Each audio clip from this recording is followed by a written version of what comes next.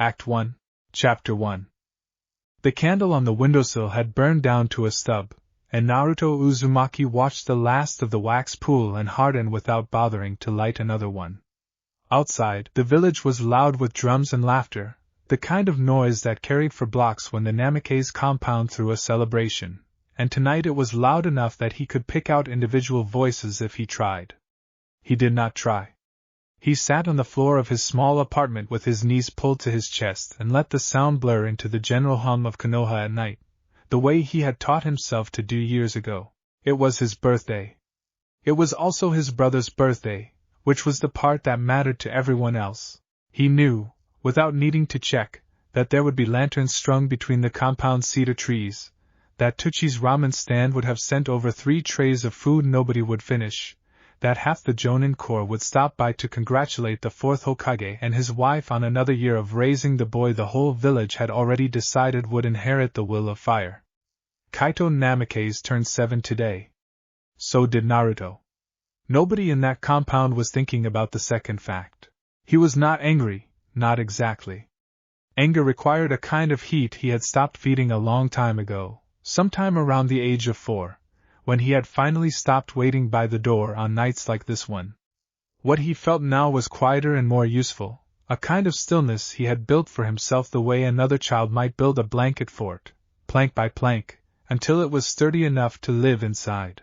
He got up, stepped over the thin mattress that served as his bed, and pulled a scroll case out from beneath a loose floorboard. Inside was a taijutsu manual he had found in the used bin behind the Shinobi tools shop 2 years ago. Its cover long gone, half its pages held together with tape he had stolen from the academy's supply closet. He had read it so many times the spine had memorized its own shape. He unrolled it now not because he expected to learn anything new, he had the stances down to muscle memory, but because doing something with his hands was better than sitting still and listening to a party he had not been invited to. Down the hall, his neighbor's radio was tuned to a broadcast covering the celebration live. The announcer's voice bright and reverent. And here comes the 4th Hokage himself, carrying his son up onto the platform. The crowd is just electric tonight, folks, absolutely electric. Naruto turned the page. He had asked his mother once, when he was 5, why he did not get to stand on platforms. Kushina had knelt down in front of him with an expression he had not understood at the time and only partly understood now, something caught between guilt and fear. And she had told him that some things were complicated, that when he was older he would understand, that it was not about love, it was about keeping him safe. He remembered the exact words because he had turned them over so many times since, looking for the scene where they stopped making sense. He had never found it. He had simply stopped asking. His father he saw perhaps 4 times a year, always briefly, always with the distracted courtesy of a man greeting a distant cousin. Minato was never cruel. That was, in its own way, the hardest part. Cruelty could be fought or hated cleanly. What Naruto lived with instead was a carefully maintained distance, and distance did not give you anything to push against. He practiced the 3rd stance in the manual until his shoulders burned, then the 4th, then he sat back down against the wall and ate the single rice ball he had bought that morning with money saved from odd jobs around the market district. Because the Hokage's household stipend that technically covered him never seemed to reach quite as far as the compound gates. Somewhere out there his brother was laughing under strings of lantern light, surrounded by people who loved him without effort, without condition, without a locked door standing between them. Naruto finished the rice ball, rolled the manual back into its case, and did not cry, because he had cried about this a long time ago and found that it changed nothing at all. Instead he lay down on the thin mattress, closed his eyes, and began, as he did most nights, running through the day's failures and successes with the flat, patient attention of someone auditing his own progress. Balance still weak on the pivot turn. Chakra control better than last week. Tomorrow he would wake before dawn and train before the academy opened, the way he always did, because the only hours that belonged entirely to him were the ones nobody else wanted. Far beneath his navel, in the dark architecture of the seal his father had drawn on the worst night of both their lives, something vast and red-eyed shifted in its sleep and, for reasons it could not yet have named, did not entirely resent the boy who carried it. Chapter 2. 7 years earlier, the night had smelled like smoke and salt water, and Minato Namikaze had made a decision in less time than it took to draw a breath. The nine-tailed fox had torn free of its previous host during the chaos of childbirth, a catastrophe Minato would spend the rest of his life trying and failing to fully explain, even to himself.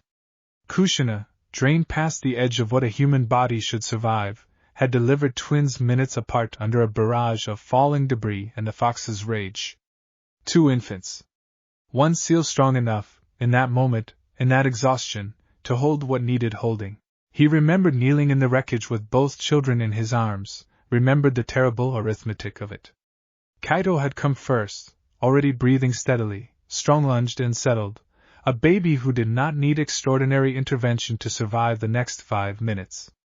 Naruto had come second, smaller, quieter, born into a night that was trying to kill him before he had drawn his third breath. Minato told himself, afterward, that the choice had been made on those grounds alone, that Naruto had been closer to death regardless, and the seal would stabilize him, would in fact save the boy's life along with the village's. He told himself that for years. It was even partly true. What he did not examine, not then and not for a long time after, was the small mercy he had granted himself by not asking which son he could bear to watch carry that burden for the rest of his life, and which son he could not. The fox was sealed. The village stood, scorched and grieving but standing. Minato survived the technique that should have killed him, barely, a debt he attributed afterward to Kushina's own diminished chakra chain and a seal matrix he had modified in the final desperate seconds, modifications he never fully documented, because there had been no time, and later there was only the exhaustion of aftermath. The council convened within the week. There were shinobi who argued the Kyuubi's container should be raised as a village weapon in full public knowledge of what he carried, trained and honored the way Kyumogakure trained its Jinchuriki. There were others, older and more frightened, who argued the opposite, that publicity would only invite assassination attempts from villages that would kill a child to deny Konoha its living deterrent. Hiruzen, reinstated as Hokage in all but title while Minato recovered, split the difference in the way tired old men often do. The seal would be a secret kept within a small circle, the boy would grow up as ordinary as circumstances allowed, and any special training would happen quietly, later, when he was old enough to understand what he held. It was a reasonable policy. It also meant that nobody was ever formally responsible for making sure Naruto received the training the decision assumed he eventually would. Kushina held both boys the first night home and could not stop looking between them, could not stop the small, treacherous thought that surfaced despite every effort to smother it, that she now had one son whose life would always be shadowed by what lived inside him, and one who would never have to carry that weight at all. She loved them both. She told herself that daily, like a mantra, in the years that followed. But love, unexamined, has a way of flowing toward whichever channel offers the least resistance, and grief and guilt are excellent at building channels. By the time Naruto was 3, the pattern had already set into something like habit. Kaito, unburdened, easy to love without complication, absorbed nearly all of the attention two exhausted, traumatized parents had left to give after a war that had nearly cost them everything. Naruto, who reminded them, every time they looked at him, of the worst night of their lives, received care that was dutiful, provided, technically sufficient, and almost entirely without warmth. Nobody sat down and decided to reject him. That was the quiet horror of it, the thing that made it so difficult for anyone, including Naruto himself in later years, to point to a single moment and say, there, that was when it happened. It happened in 1,000 small omissions instead, a missed dinner, a distracted goodnight, a promise to watch him train that was rescheduled and then forgotten. By the time he was old enough to notice the pattern had already been running for years, and habits that old rarely announce themselves as choices anymore. They simply feel like weather. Hiruzen Sarutobi noticed, in the vague, guilty way an old man notices a crack forming in a wall he has convinced himself is load-bearing for someone else to fix. He made a private note, more than once, to speak with Minato about it.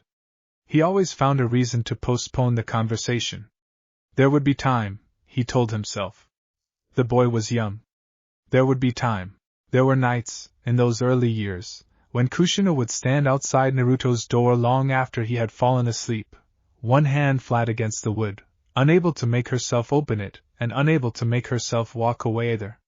She would tell herself she was simply checking on him, the way any mother checked on a sleeping child, but some more honest part of her recognized the ritual for what it was, a way of proving to herself, privately, in the dark, that the distance she maintained during daylight hours was not the whole truth of what she felt.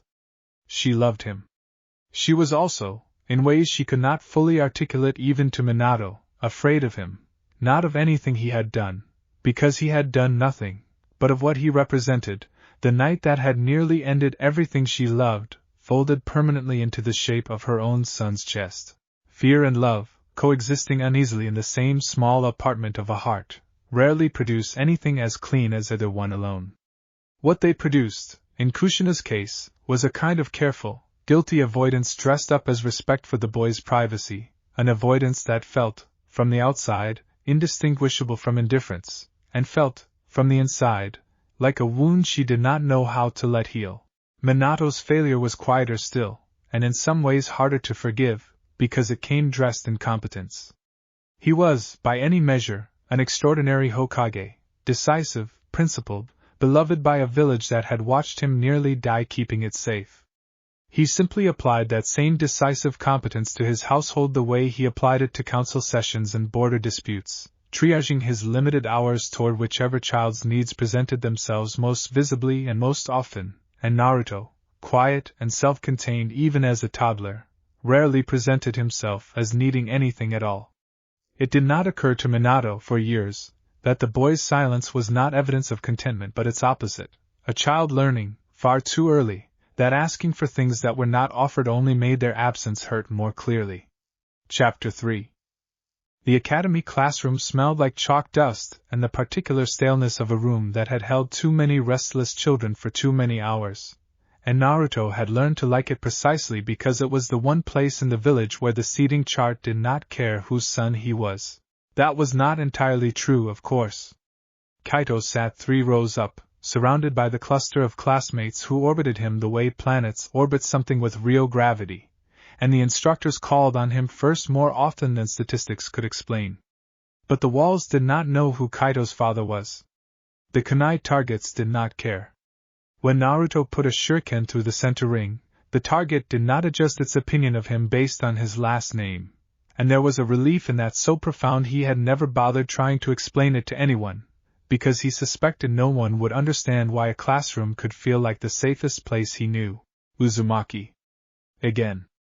Instructor Mizuki did not look up from his clipboard as he said it, the way he said most things directed at Naruto, flat, procedural, a formality to be gotten through. Your form on the second seal drill was sloppy.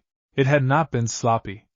Naruto had practiced that exact hand seal sequence 300 times over the past 2 weeks in the dead hours before the academy opened, timing himself with a stolen stopwatch until his fingers could form it faster asleep than most of his classmates could awake.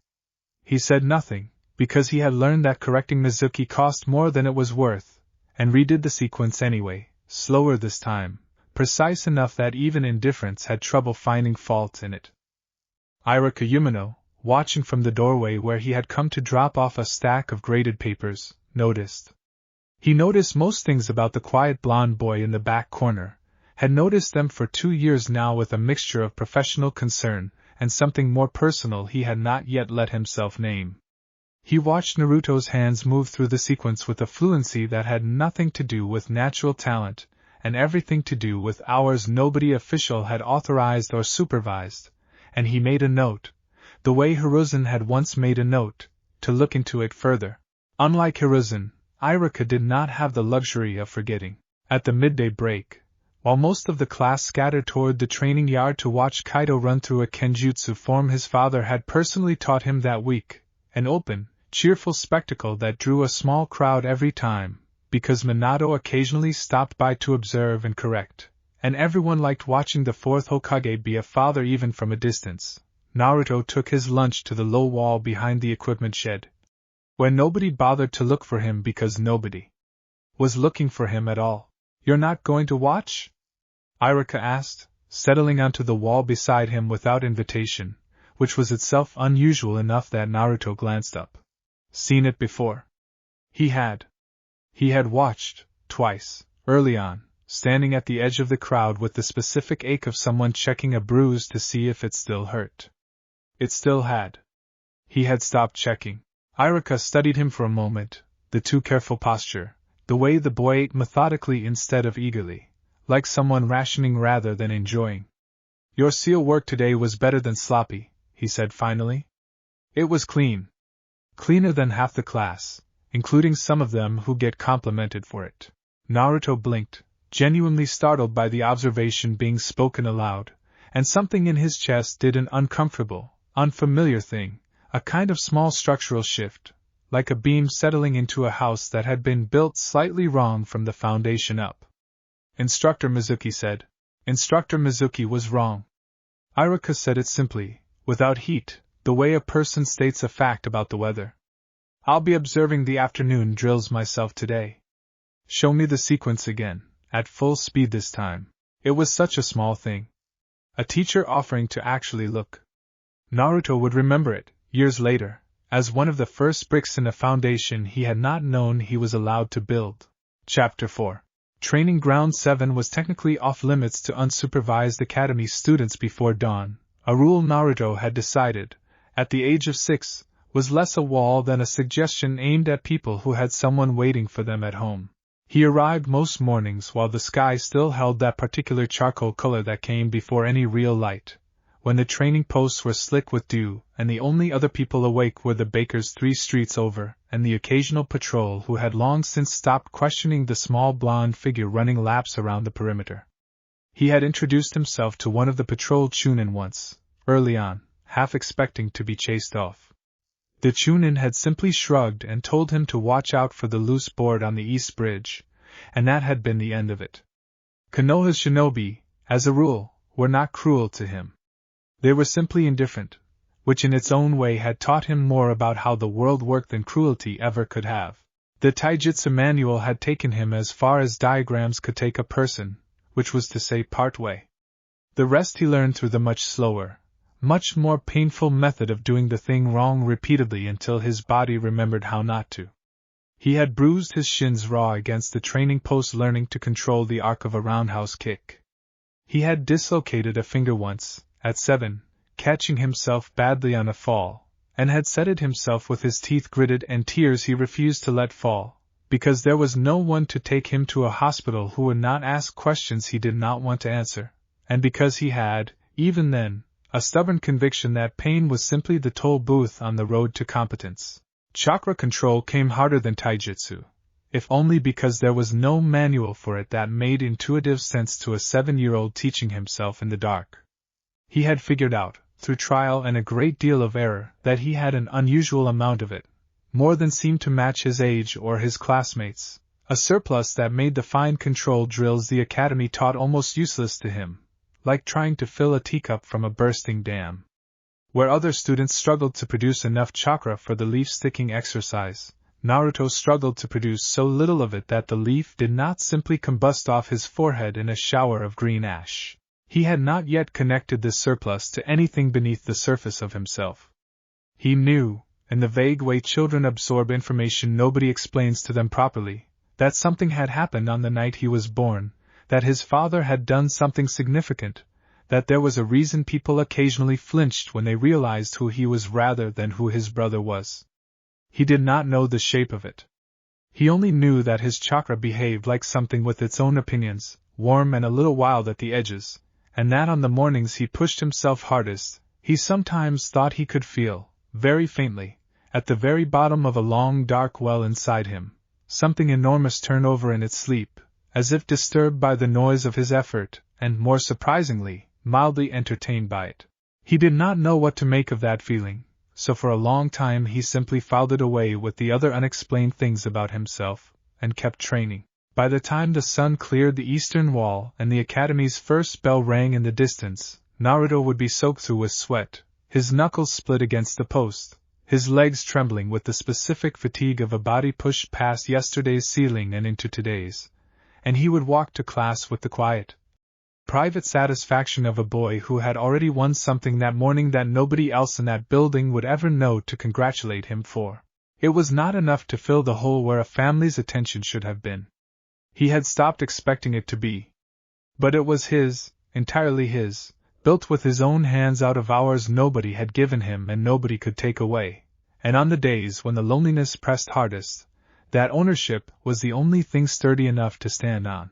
Some mornings, when the exhaustion finally caught up to him faster than his stubbornness could compensate for it, he would sit against the training post and simply breathe for a while, watching his own breath fog in the cold air, and let himself imagine, briefly and without much conviction, what it might feel like to have someone standing there beside him instead of only the empty field and the slowly lightening sky.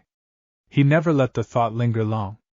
Dwelling on what he did not have had never once made him stronger, and strength, by that point, was the only currency he fully trusted. So he would get up, dust off his hands, and run the sequence one more time before the bell called him back toward a classroom that, whatever its own limits, had at least never once pretended to be something it was not. Chapter 5. The market district on a festival weekend was the one place Naruto had learned to move through like smoke, present, necessary, and ideally unnoticed. He needed groceries. That was the whole of his reasoning for being there on the afternoon before the Founding Day celebration, a holiday that turned half of Konoha's streets into a river of banners and food stalls and good cheer that had never once, in 8 years, included him in its warmth. He kept to the narrow lane behind the produce stalls, where the crowd thinned, and he was 3 coins short of a bag of rice when the old woman running the stall looked up, recognized him, and her expression did the thing he had catalogued so many times he could predict its exact sequence. The flicker of alarm, the too quick smile stretched over it, the small, unconscious step backward that put a little more distance between her hands and his. That's all right, she said, waving him off before he could offer to come back with the difference tomorrow. Take it. Just go on now. Busy day. It was not kindness. He had learned the difference a long time ago. It was the specific, anxious generosity of someone who wanted the transaction finished and the boy gone, who had absorbed, from some rumor or whispered warning passed down through the years since the attack, that there was something to be careful of in him, even if they could no longer articulate what.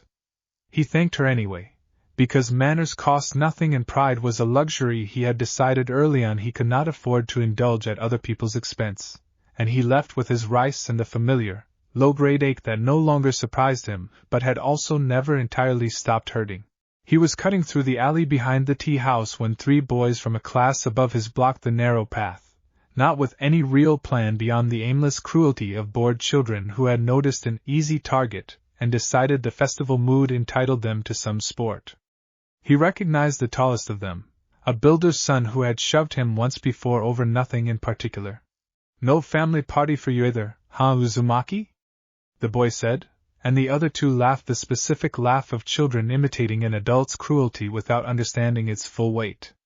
"Guess even your own dad doesn't want you around." Naruto set the rice bag down carefully, out of the way you set down something breakable before you expect trouble. He did not raise his voice. He had learned, through long practice, that raising his voice only fed a certain kind of bully, gave them the reaction they had come looking for. "Move, please." "Or what?" He did not answer that with words. He did not particularly want to answer it at all. 3 months ago, at 7, he might have swung first out of simple exhausted frustration, and it would have gone badly, because size and reach mattered more than technique at that age and he had neither advantage.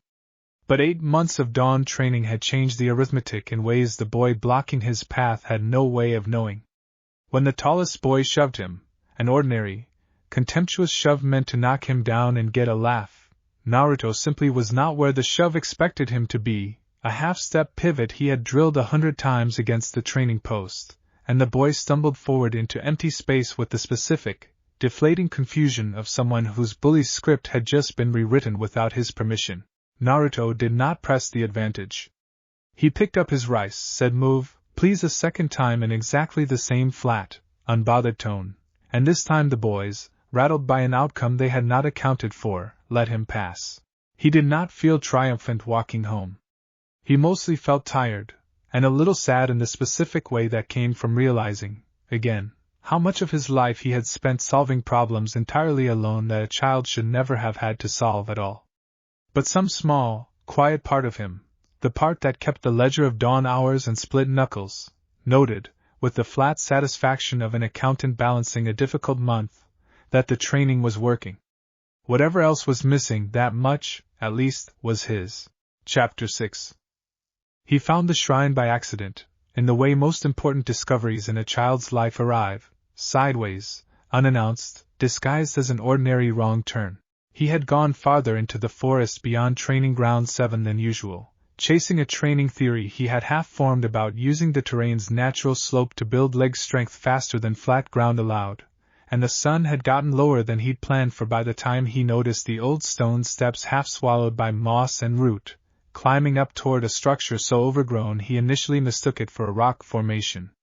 It was small, weathered, clearly untended for years, and the spiral crest carved into its lintel, faded almost past recognition, struck something in him he could not name, a resonance he felt in his chest before his mind had finished processing what he was looking at. He climbed the steps. Inside, dust and dead leaves had drifted into corners, and most of what had once furnished the small space had long since rotted away, but a stone plinth in the center remained intact, and carved into its surface, protected, he realized slowly, by a faded but still active preservation seal, was a spiral design he recognized instantly, because it was etched into a small pendant Kushina still wore. The one piece of her old life from a village that no longer existed. He had asked her about it once, years ago, one of the handful of times she had actually sat and talked with him about anything. Yuzushogakur, she had said, her voice going somewhere distant. My home. Before it fell. He did not fully understand, standing there at 8 years old in a forgotten shrine, that he was looking at a remnant of his mother's clan's history, tucked away and abandoned in the woods outside a village that had never quite known what to do with the Uzumaki name once its usefulness as a political marriage had been spent. He understood only that the spiral meant something, that it belonged to a part of him that existed independently of whether his father remembered his birthday, and that discovering it felt like finding a room in a house he had thought he already knew completely.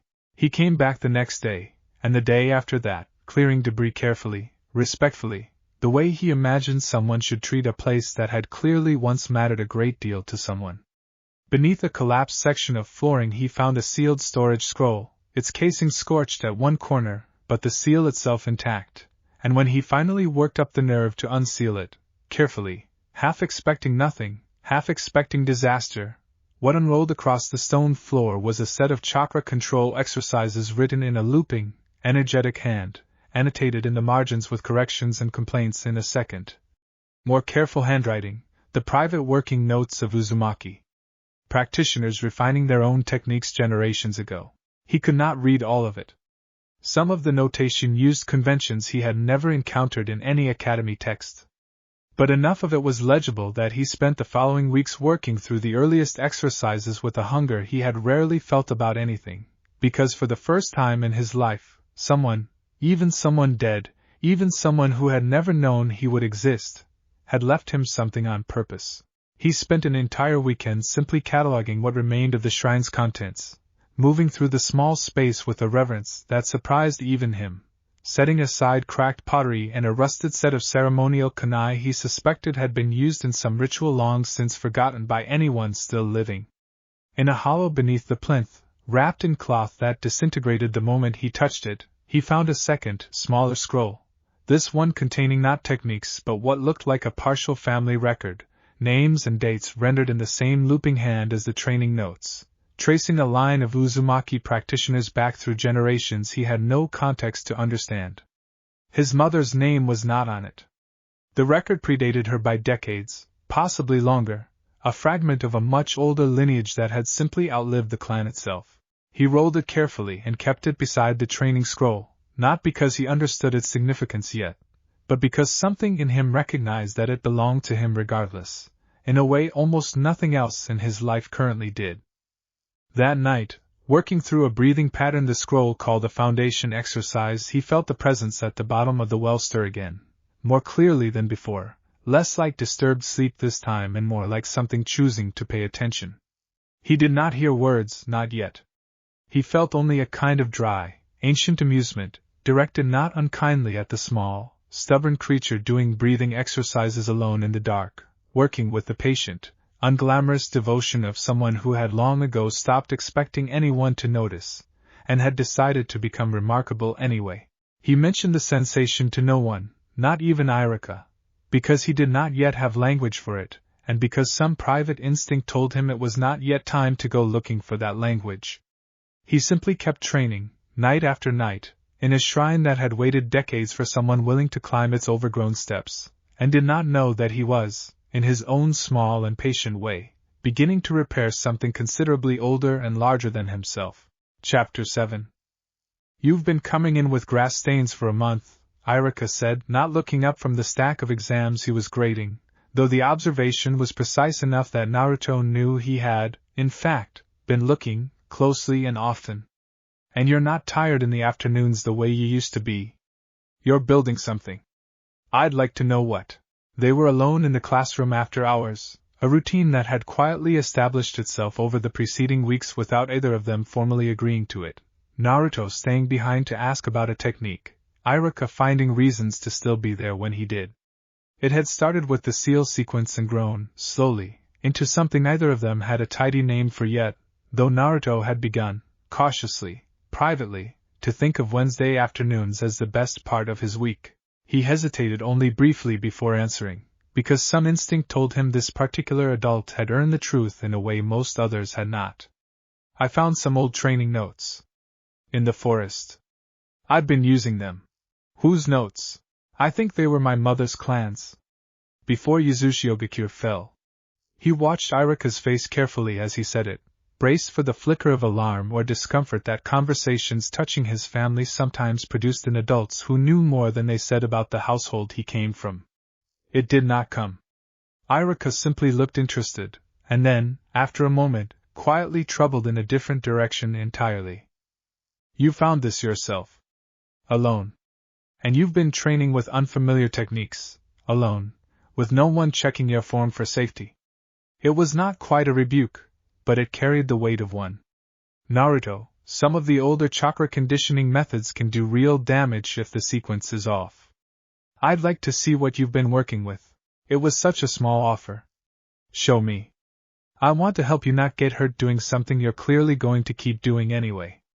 Naruto had spent years building an entire private architecture around the assumption that no adult was going to offer that self-reliance was simply the tax he paid for being who he was, and the offer landed somewhere in his chest with more force than he was prepared for.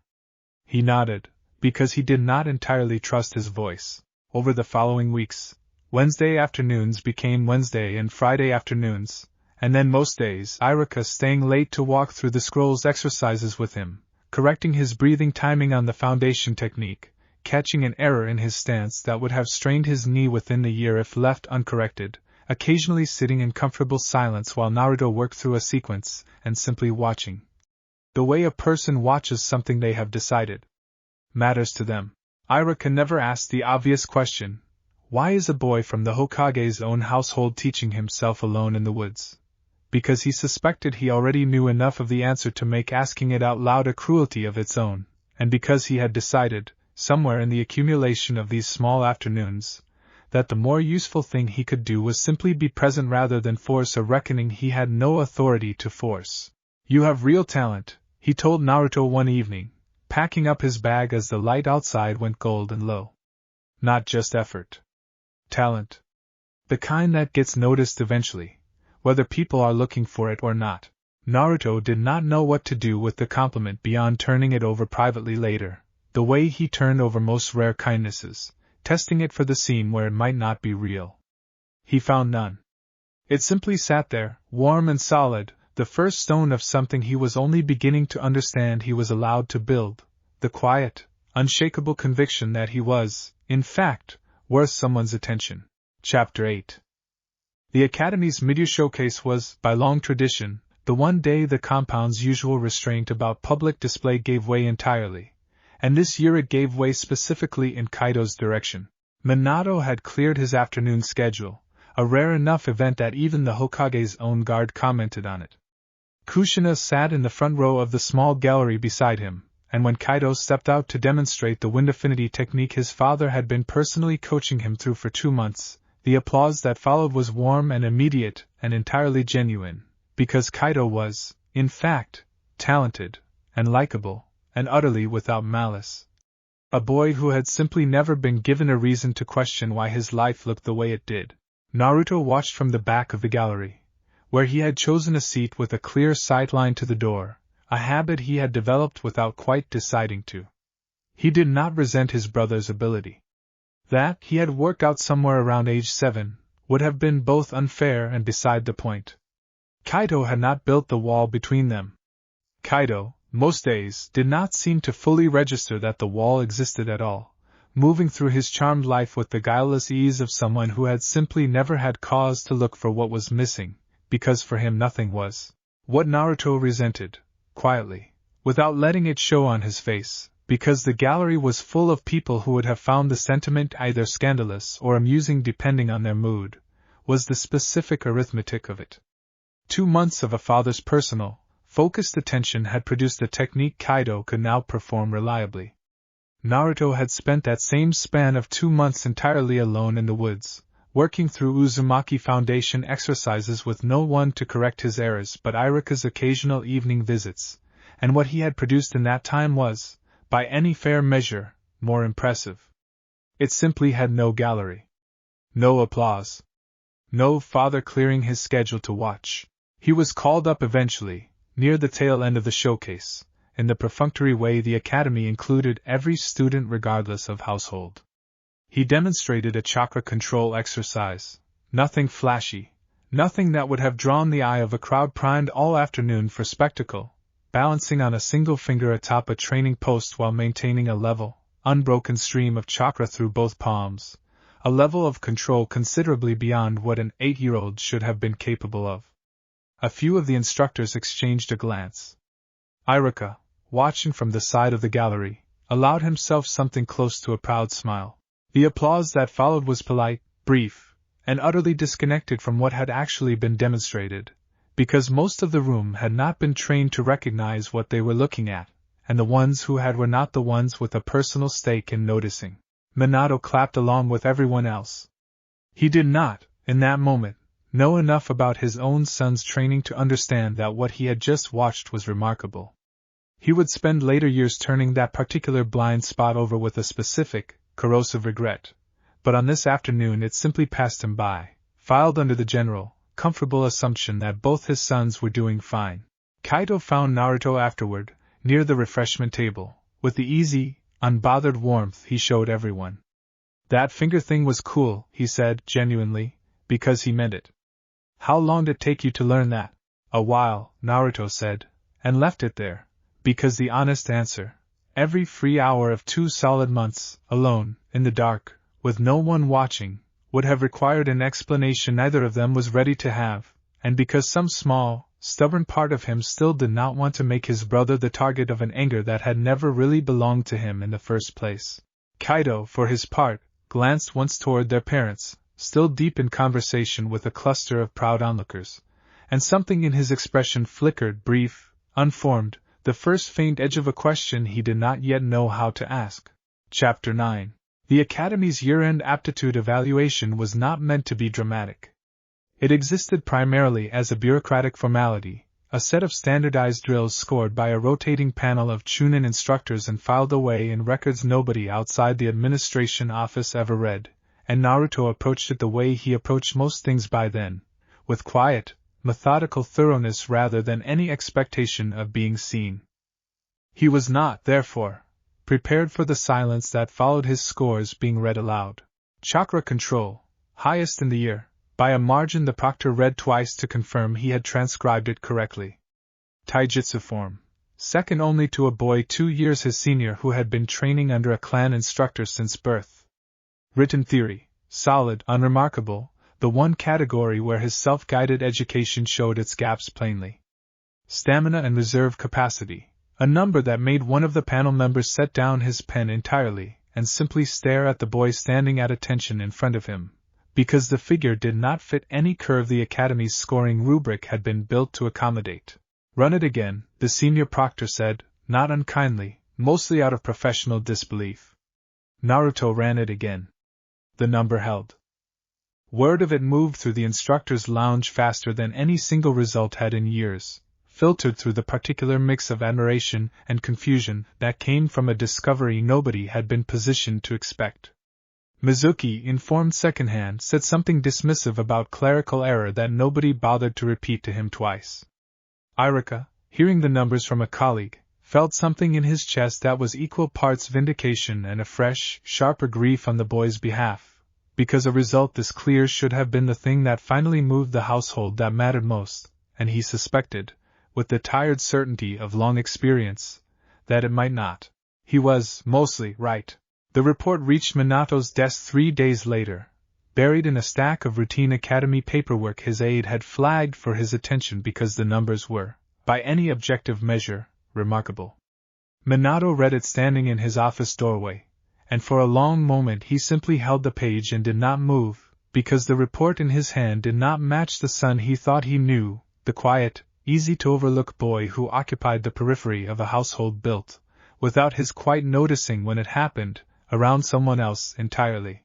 He found Naruto that evening, an unusual enough event that Naruto's first reaction, opening the apartment door to find his father standing in the hallway, was a small, wary confusion rather than pleasure. "I saw your evaluation," Minato said, and to his credit he did not disguise how unsettled he was by it. "Naruto, these numbers, where has this been coming from? Who's been training you?" It was, in its way, exactly the wrong question, though Minato would not fully understand why for some time. Not who has been hurting you. Not why has no one told me you were doing this alone. Simply an administrator's question, curious about the mechanism, still not quite reaching for the boy standing in front of him. "Myself," Naruto said, evenly, without heat, because he had promised himself years ago that he would not perform hurt for an audience that had never earned the show. "Mostly. Instructor Irika helped, some." Something crossed Minato's face, pride, guilt, an uncomfortable calculation Naruto could not fully read, and what came out of his mouth, after a pause a half-second too long, was, that's very impressive. We should talk about getting you a proper training arrangement." A pause. "I have a council session in the morning, but soon. We'll set something up soon." Naruto had heard variations of soon enough times by then to recognize its particular shape, the specific, well-intentioned emptiness of a promise made by someone who meant it in the moment, and would nonetheless let it dissolve under the next pressing thing that came along. He nodded anyway, because there was no version of arguing that would have changed the outcome, and watched his father leave with the same quiet, practiced stillness he had built his whole life around. Soon did not come. Not that season. Naruto had, by then, long since stopped building his self-worth around whether it ever would. Kushina heard about the evaluation secondhand, from Minato, over a dinner Naruto was not present for. She sat with the news for a long moment, chopstick still, and felt something complicated move through her.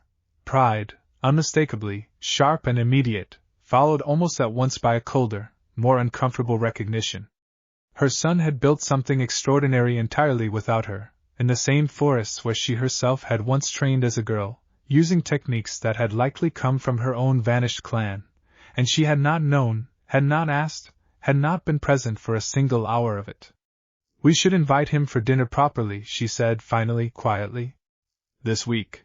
Minato agreed, distracted, already turning his attention back to the trade dispute waiting on his desk, and the invitation, sincerely meant in the moment it was spoken, dissolved into the same current of postponement that had claimed 100 smaller promises before it. It was not malice. It was simply the shape their lives had worn into, a groove too deep now to escape without a deliberate, sustained effort neither of them had yet found the will to make. Chapter 10. Graduation, when it came a year ahead of the standard schedule on the strength of a petition Irika had quietly filed and championed through 3 separate committee meetings, was a smaller affair than the mid-year showcase had been, and Naruto found he preferred it that way. The Hokage's household sent no one.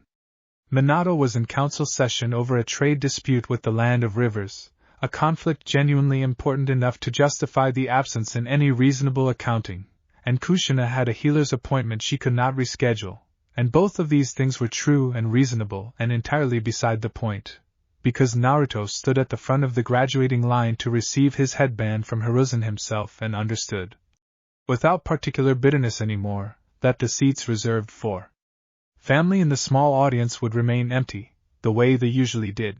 Iruka was there. He had arranged his own schedule specifically to be standing near the front with an expression he made no effort to hide, and when Naruto's name was called and he stepped forward to receive the forehead protector, it was Iruka's face he found in the crowd rather than searching, out of long habit, for one that would not be present. Team assignments, Hiruzen said afterward, addressing the small graduating cohort with the weathered gravity he brought to most formal occasions, will be posted by end of week. I expect each of you to bring credit to the teachers who prepared you. His eyes found Naruto's briefly, and something passed across the old man's face that might have been apology, might have been simple pride, might have been both at once. Some of you, he added, have already brought a great deal of credit to this village, in ways this village has not yet properly acknowledged. That will change.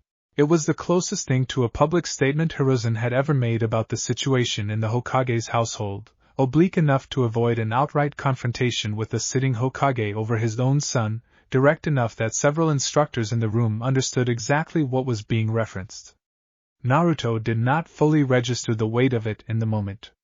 He registered, instead, the specific feeling of standing in a room where someone with real authority had chosen, publicly, to notice him, and the feeling sat strangely in his chest, unfamiliar enough that he was not sure yet what to do with it besides hold it carefully. Team placements were posted 3 days later, and Naruto found his name grouped with 2 other graduates he knew only slightly, and beneath the roster, a Jonin instructor's name he did not recognize at all, not Kakashi Hatake, whose habitual lateness and detached reputation preceded him through the academy halls, but a name new to him entirely, Yugao Yuzuki, a serious, precise kunoichi 2 years into her Jonin promotion, known within ANBU circles for a swordsmanship discipline that bordered on ascetic and a reputation, outside them, for taking absolutely no interest in a student's family name. He would learn later that Iruka had quietly, deliberately advocated for the placement, had gone to Hiruzen directly, an unusual overstep for an academy instructor, and argued that Naruto needed a sensei who would evaluate him purely on merit, unclouded by any political awareness of whose son he was, and that Yugao, disciplined and famously indifferent to court politics, fit that requirement better than any other Jonin currently available. Hiruzen had agreed without much persuading required, because the old man had, in his own quiet way, been waiting for a good enough reason to intervene without appearing to overstep himself. Naruto did not know any of that yet, reading the posted roster in the academy hallway with his new headband still unfamiliar against his forehead. He knew only that a new chapter of his life had a name attached to it he had never met, and that for the first time in longer than he could easily remember, the uncertainty ahead of him felt less like another wall to navigate alone and more, cautiously, like the beginning of something that might actually be his to build. Chapter 11. Yugao Yuzuki did not smile during introductions, did not ask any of the standard get-to-know-you questions Naruto had braced himself for, and simply studied the 3 genin arranged in front of her with the flat, assessing patience of someone deciding how much raw materials she actually had to work with. "We're taking the field test today instead of next week," she said, without preamble, once the other 2 had finished their nervous self-introductions and it was clear she had no interest in ceremony. "I don't care what the academy told you about your scores. I care what you can actually do. Uzumaki, you're up first." The test was simple in concept and brutal in execution. Retrieve a marked scroll from the far side of Training Ground 12 while she actively hunted him, using live steel at reduced but genuine speed, a standard she used, he would learn, for every genin she evaluated regardless of reputation or family name. He had exactly the kind of advantage this test was built to expose: raw chakra reserves, disciplined control, a self-taught taijutsu foundation refined by nearly 3 years of solitary dawn practice, and exactly the kind of gap it was built to punish: a near-total absence of real combat experience against a moving, thinking opponent who was not a wooden post. He lost the scroll on the first attempt, caught cleanly by a strike he had not seen coming from the terrain's blind angle. He lost it a second time, 10 minutes later, having adjusted his route but not his fundamental approach. On the third attempt he stopped trying to outrun her reach and instead used a foundation breathing technique from the Uzumaki scroll to mask his chakra signature at the critical final approach, a piece of independent tactical improvisation that made Yugao, watching from the tree line, allow herself the smallest, most private flicker of genuine surprise. He retrieved the scroll in the fourth attempt. Better, she said afterward, sheathing her blade with the same economy of motion. She did everything, offering nothing more effusive than that single word, though Naruto had come, by then, to recognize that a word like better from someone who clearly did not hand out compliments easily carried more weight than an entire gallery's polite applause ever had. Your instincts are 3 years behind your control. That's fixable. Most genin have the opposite problem, and that one usually isn't. She looked at him for a long moment then, an assessing, unhurried look that had nothing to do with his family and everything to do with the boy actually standing in front of her, sweat-soaked and breathing hard and entirely unbowed by 4 consecutive failures. Who taught you the chakra masking technique you used on the last approach? That's not academy curriculum. Found some old training notes, Naruto said. Taught myself, mostly. Something shifted behind Yugo's eyes, a recalculation Naruto could not fully read but would come to recognize over the following weeks, as the particular respect she reserved for people who built themselves without being handed the tools to do it. Then you and I are going to get along fine, she said, and turned to address the other 2 genin waiting their turn, leaving Naruto standing in the clearing with the specific, unfamiliar sensation of having been evaluated fairly, on his own merits, by someone with no prior investment in the answer, and having come through it not merely acceptable but genuinely, unmistakably respected. It was a small thing, in the scheme of a life still shaped by a locked door and an empty gallery seat.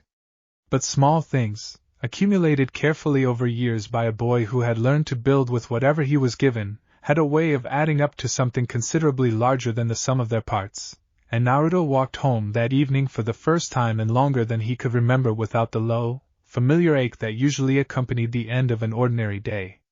His 2 teammates caught up with him at the edge of the training ground, curious and a little awed in the unguarded way genin often were before rivalry had a chance to calcify into anything more complicated. How'd you even do that with the chakra thing? One of them asked, jogging to match his pace. Sensei's never that impressed by anybody. Naruto found himself, for once, not entirely sure how to answer a question asked with such uncomplicated admiration, and settled, after a moment, for the truth. Lots of practice. Nobody was watching, so I just kept going.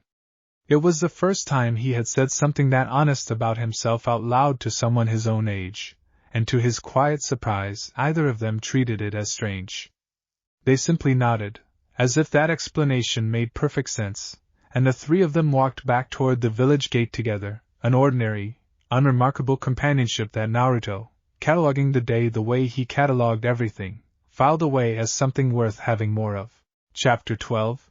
3 weeks into Team Yugao's formation, Naruto ran his first real reconnaissance drill in the forest beyond the northern wall, tasked with locating a hidden marker Yugao had planted somewhere within a designated grid without alerting the 2 chunin she had positioned to intercept any obvious approach. He found the marker in under an hour, using the same foundation breathing technique that masked his chakra signature down to something barely distinguishable from ambient forest noise, and he did it so cleanly that neither intercepting chunin registered his passage at all, a level of stealth that, by any reasonable measure, exceeded what a freshly graduated genin should have been capable of by a wide margin. He did not know, walking back through the tree line with the marker in hand and a small, private satisfaction warming his chest, that his passage through that grid had been observed by someone the exercise had never accounted for. Danzo Shimura had not survived as long as he had in the shadows of Konoha's political architecture by ignoring anomalies, and the report that reached him 2 days later, filtered through one of the many quiet channels his old ANBU network still maintained despite Root's official dissolution years prior, registered as exactly that. A genin, freshly graduated, moving through a live evaluation grid with a stealth signature that should have belonged to a seasoned chunin at minimum, trained not through any official clan curriculum or sanctioned mentorship but through some independent method nobody in the reporting chain could fully account for. And not simply any genin. The Hokage's own second son, the one Danzo's long, patient study of the household had already flagged, quietly, as an asset conspicuously left undeveloped. He read the report twice in the low light of his study, the way he read most things that interested him, turning the implications over with the same unhurried patience he brought to every long game he had ever run. A Jinchuriki carrying the strongest-tailed beast in existence, apparently building extraordinary capability entirely outside the village's formal structures, currently unattached to any faction, any debt, any loyalty beyond a mentorship arrangement Danzo judged, correctly, to be recent and therefore not yet unbreakable. It was, he reflected, setting the report aside and folding his hands beneath his chin, precisely the kind of gap that a patient man could learn to fill. He would not move yet. Danzo had built his entire career on the discipline of waiting, of letting circumstances ripen before he touched them, and a boy this raw, this quietly gifted, this conspicuously unclaimed by the household that should have valued him most, was worth cultivating slowly rather than approaching directly and risking a clumsy first impression that would only put the boy on guard. There would be opportunities. There always were, for a man willing to be patient, in a village that had never quite finished deciding what it owed the child who carried its greatest and most dangerous secret. Miles away, unaware entirely that he had drawn the attention of anyone beyond his own sensei's evaluation grid, Naruto handed the recovered marker to Yugao and received, in return, the closest thing to open approval he had yet seen cross her disciplined features. Under an hour, she said, turning the marker over once before pocketing it. Neither of my chunin even registered you'd been through their sector. That's not genin work, Uzumaki. I want to know exactly what you've been teaching yourself, and I want to see the rest of it. Naruto, walking home that evening with the low autumn light slanting gold through the trees, allowed himself, for the first time in longer than he could remember, something that felt dangerously close to hope, the quiet, unfamiliar sense that the years of dawn training and locked doors and empty gallery seats might finally be building towards something the world could no longer simply overlook. He had no way of knowing yet how many different kinds of attention that kind of visibility would eventually invite, or how carefully some of it would need to be earned before it could be trusted. Danzo, for his part, spent that same evening drafting a short list of names, operatives discreet enough to observe without being noticed, patient enough to gather information across months rather than weeks, loyal enough to report only to him. He did not intend to approach the boy himself, not yet, not for a long while if the slower path proved sufficient. Men who moved too quickly toward valuable things tended to break them in the reaching, and Danzo had long ago trained himself out of that particular impatience. He intended, instead, to watch. To learn the shape of the boy's training, the extent of his loyalty to the sensei who had claimed him, the depth of the wound the household had left behind, because wounds, in Danzo's long experience, were the most reliable doors a patient man could ever hope to find. He set the list aside, finally, and allowed himself a rare, private thought that came close, in its own way, to something like anticipation. Konoha had spent 8 years failing to notice what it was quietly raising in its own shadow. Danzo Shimura did not intend to make the same mistake twice. Act 2. Chapter 1. 2 months into Team Yugao's existence, the 3 genin under her command had settled into a rhythm that Naruto, cataloging his life the way he cataloged everything, had quietly begun to think of as the best stretch he could remember. Mornings started before the sun, which suited him fine since he had been keeping that schedule alone for years anyway, except now there were 2 other bodies grumbling through warm-ups beside him and a sensei who ran the drills with a precision that left no room for anyone to feel singled out for extra scrutiny. Yugao did not play favorites, and she did not withhold correction out of misplaced kindness either. She simply watched, adjusted, and moved on, treating all 3 of her students to the same unsparing, entirely impersonal standard, and Naruto found something almost restful in that impartiality after a childhood spent parsing every adult interaction for a hidden verdict about his family name. His teammates were, in their own ways, easy to like. Sora Kimura was a quiet, methodical boy from a minor clan of censor types, sharp-eyed and slow to speak, who had taken to double-checking Naruto's chakra masking technique with genuine scholarly curiosity rather than the wary distance most of the village extended him. Rin Aoyama talked enough for both of them, a loud, cheerful girl with a taijutsu style built more on momentum than technique, who had adopted Naruto as a training partner within the first week for the simple, unsentimental reason that he was the only one on the team who could keep up with her without complaining about the bruises. "You're doing the thing again," Rin said, midway through a sparring session, catching the particular stillness that settled over Naruto's face whenever his thoughts drifted somewhere private. "The staring off thing." "Not staring off." He caught her next strike on his forearm, redirected it with the pivot he had drilled 1,000 times against the training post that had never once complained about his form. "Thinking. About what?" He considered, briefly, how much of the truth was safe to hand someone he was still learning to trust with it. "Whether I'm actually getting better, or just getting used to being tired." Rin, to her credit, did not laugh it off the way some people might have. She stepped back, wiped sweat from her forehead, and studied him with an unusually serious expression for a girl who treated most of life as a joke worth telling twice. "You're getting better. I've been getting my ass kicked by you for 2 weeks straight, and I used to be able to land at least 1 hit an hour." She grinned, the seriousness passing as quickly as it had come. "Which is honestly annoying, so, thanks for that." It was such a small exchange, ordinary in every way that mattered to anyone watching from outside it, and Naruto found himself, walking home that evening, turning it over with the same careful attention he gave anything rare and worth keeping.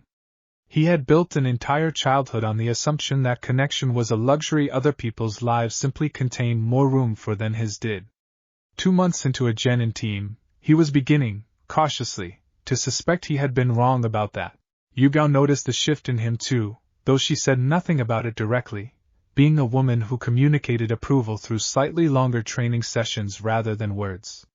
What she did say, gathering the team at the end of a particularly grueling afternoon, was, "You're ready for field work. I've put in a request for our first assignment outside the village."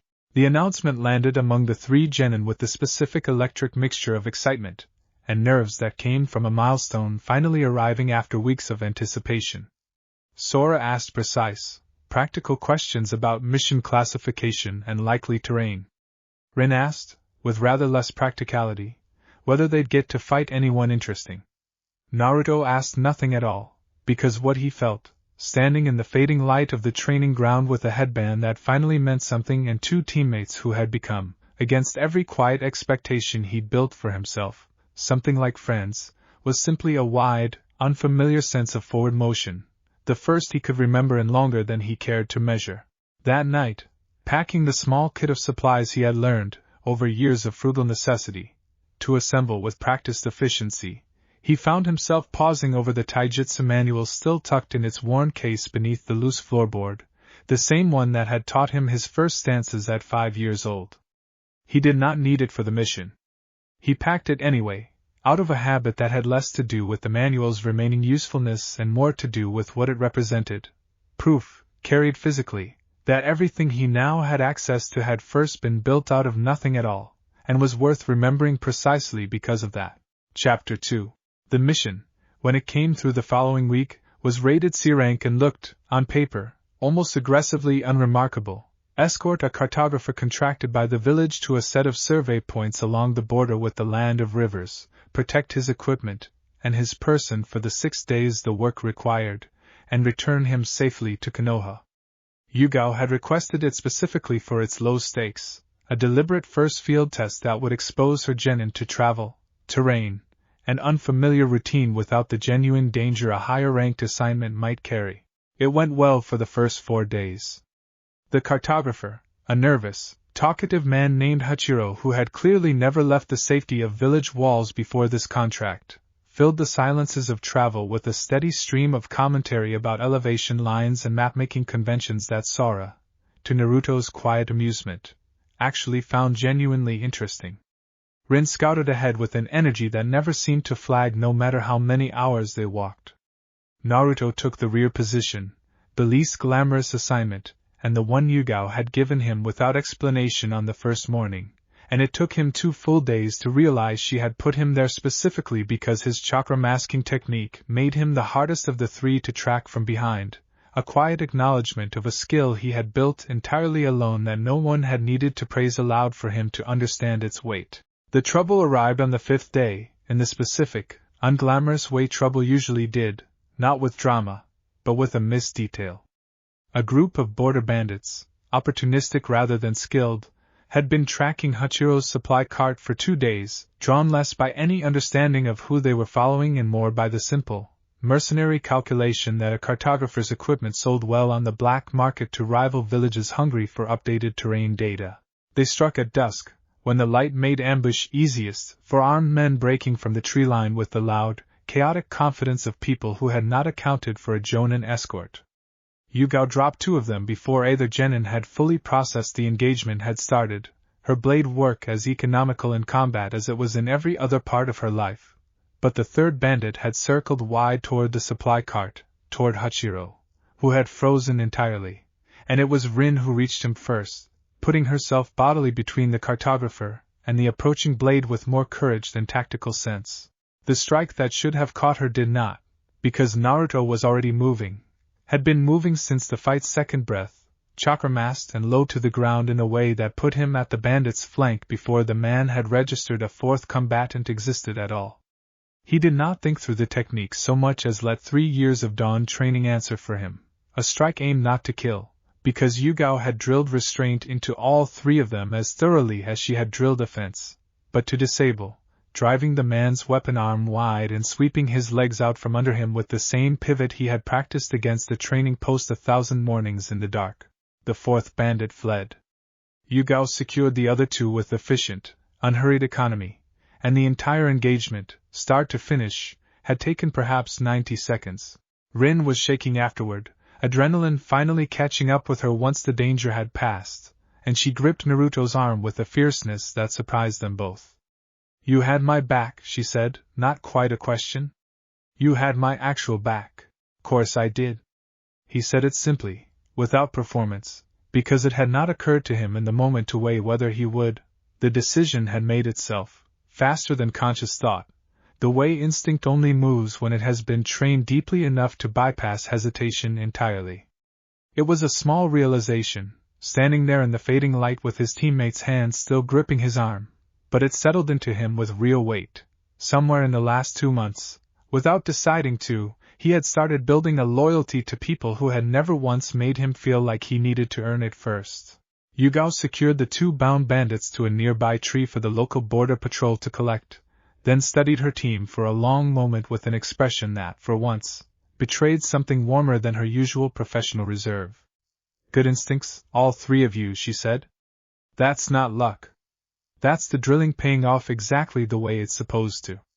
She let the compliment sit only briefly before moving on to practical matters, checking Hachiro's equipment for damage and confirming the route ahead remained clear, but Naruto noticed the rare warmth anyway, and carried it with him for the remainder of the journey home the way he carried most things worth keeping, quietly, and without needing to say so out loud.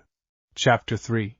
The voice came to him properly for the first time that night, camped a half-day from the border with the rest of the team asleep around a banked fire, Naruto lying awake and running the day's fight back through his mind the way he ran through every day's failures and successes before sleep would take him. It did not arrive as words at first, only as a pull, a sense of being invited somewhere, and when he followed it, cautiously, the way he approached most unfamiliar things, with curiosity outweighing but not erasing the wariness, he found himself standing, in the strange loose logic of a place that was not quite a dream, ankle-deep in water inside a vast, dim corridor lined with bars taller than any building he had seen in his life. Behind them, 2 enormous eyes opened in the darkness, red as embers, and regarded him with an attention that felt older than the village, older than the forest shrine, older than anything he had direct experience of at all. "So, you finally found your way down here." The voice was enormous in a way that had nothing to do with volume, a resonance that seemed to move through the water itself rather than merely through air. "Took you long enough, considering how loudly you've been training right above my head for the better part of 3 years. Naruto did not run, though some old, animal part of him registered that running was very much an option worth considering. He had spent too many years cataloging his own fear to let it make the decision for him now. "You're the fox," he said instead, because stating the obvious felt like the only stable ground available. "The one sealed in me, Kurama." A low rumble that might, in a creature that size, have passed for something like amusement. "Not the fox. I had a name several thousand years before your father's clan learned to write. Use it if you're going to insist on visiting. ***. Why now? You've been," Naruto searched for the word. "Quiet. Mostly. For years. Because you finally became interesting enough to bother with." The eyes narrowed, not unkindly, in what Naruto was slowly coming to recognize as the closest thing this enormous, ancient creature had to genuine consideration. "I have shared a body with exactly one other host in my existence. She hated me. I return the sentiment fully, and for excellent reasons I am under no obligation to explain to a child. You, on the other hand, have spent 3 years training yourself into the ground alone, in the dark, with no one making you do it, and tonight you moved to protect someone who mattered to you before your own mind had finished deciding to. That is either very stupid or very rare. I have not yet determined which. ***. Maybe both. Maybe both. Something that might have been approval passed briefly across the enormous, ancient face. I will not pretend affection for you, boy. That is not something I am built for, and I do not intend to start now. But you carry a portion of my chakra whether either of us finds that arrangement convenient, and an untrained fool wielding it clumsily is more dangerous to us both than a trained one wielding it with intent. So, if you are willing to keep training as diligently as you have been, I am willing to make the arrangement less of an accident and more of a partnership. ***. What does that actually mean? Partnership. It means when you reach for more than your own chakra can offer, in a moment desperate enough to justify it, I will not fight you for control the way I might have fought a host I despised. The great eyes held his, steady and unblinking. It means I will correct your form when you are about to injure yourself pulling on my chakra carelessly, because your injuries are, at present, also mine. It does not mean trust. Trust is a slower thing than either of us can afford to pretend into existence tonight. But it is a beginning, and I have found, watching you from down here longer than you have any idea of, that you are a creature who does a great deal with beginnings. ***. One more thing," Kurama added, as the water around them began to ripple with the particular instability that signaled the dream, or whatever this place actually was, starting to release him back toward waking. "You will meet others carrying what I once was to other hosts, before this is finished. Some of them bound as unwillingly as I once was myself. Watch for the difference between a tenant who has made peace with the arrangement, and one who has not. The second kind is dangerous in ways that have nothing to do with strength, and everything to do with what desperation makes a person capable of." "Is that a warning about someone specific?" "It is a warning about a pattern." The vast red eyes seemed, for a moment, to hold something almost like old grief beneath their ancient patience. "I have watched this pattern before, in ages you have no memory of and no reason to know about yet. Pay attention when the time comes. You will recognize it. ***. Naruto woke at dawn with the specific, disoriented clarity of someone who has just had a conversation more real than most of his waking ones, and lay still for a long moment, staring up at branches silhouetted against the graying sky, turning the exchange over with the same careful attention he gave everything worth keeping. He had spent years building himself alone because no one else had offered to help carry the weight. He had not expected the offer, when it finally came, to arrive from the one presence in his life that had been there, in some form, since before he could remember anything at all. Chapter 4. The mission report Yugao filed on their return was thorough, professional, and entirely accurate in every detail except one. It described the bandit engagement as a routine team effort, made no particular note of which genin had covered which flank, and gave Naruto exactly as much credit as his teammates, and no more. It was, Naruto understood without needing it explained, a deliberate choice on her part, and one he found himself grateful for in a way he did not examine too closely. A report that drew no special attention to him was a report that would not find its way, embellished or not, back to a household that had made a habit of not noticing him anyway. It found its way to Danzo regardless, not through the official report, which passed through channels too visible for his purposes, but through the quieter observation he had already set in motion the week Naruto's evaluation scores first crossed his desk. The operative watching from a discreet distance had seen enough of the bandit engagement to confirm what the earlier reconnaissance drill had only suggested. The boy's reflexes, under genuine unscripted pressure, matched or exceeded his controlled performance. A distinction that mattered a great deal to a man who had spent a lifetime distinguishing true capability from drilled competence that collapsed the moment circumstances stopped cooperating. Danzo read the follow-up report in his usual unhurried silence, then set it aside and considered, for the first time seriously, how he might make contact without alarming either the boy or the sensei who had, by all accounts, built a fierce and entirely unofficial protectiveness around her newest genin. He decided, in the end, on patience layered over patience, the approach he trusted most, because it had served him for decades and because a boy raised on neglect, he judged correctly, would respond far more readily to consistency offered without conditions than to any single dramatic gesture. He arranged, through a retired shinobi who owed him a discreet debt, and ran a modest weapons shop near the academy district, for certain quality equipment to become available to Naruto at prices well below market rate. Nothing so generous as to draw suspicion, simply generous enough to matter to a boy who had spent years stretching a thin stipend across necessities that should never have been his to manage alone. He arranged, too, for a training manual on wind-natured chakra, rare and difficult to obtain through ordinary academy channels, to surface in the sane shop's back inventory at a moment calculated to align with Naruto's next visit. He did not attach his name to any of it. That, too, was patience, the understanding that trust built slowly, through accumulated small kindnesses whose source remained comfortably obscured, produced a loyalty far more durable than trust demanded all at once from a position of open influence. Danzo had watched Konoha's council build exactly that kind of premature, transactional loyalty with other assets over the years and watched it collapse the first time the asset in question felt used rather than valued. He did not intend to repeat their mistake. Naruto, for his part, noticed only that the weapons shop near the academy had recently started stocking gear he could actually afford, and that a rare wind chakra manual had turned up in the discount bin at exactly the moment his own training had reached a point where such a resource would have been useful.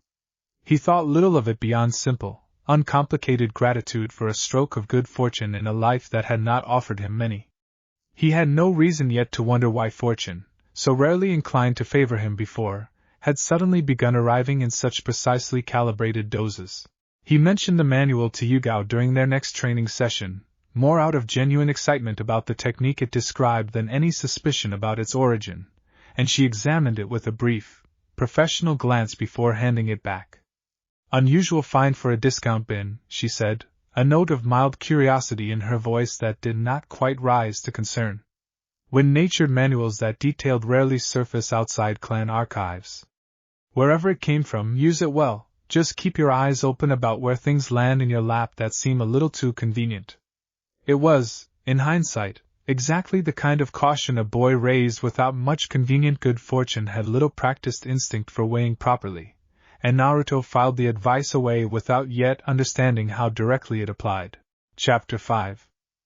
Kaido found his brother's team roster posted on the mission board by accident, scanning for his own upcoming assignment, and stood there a moment longer than he needed to, reading the record of a C-rank mission completed successfully with a notation for exemplary teamwork under unexpected engagement.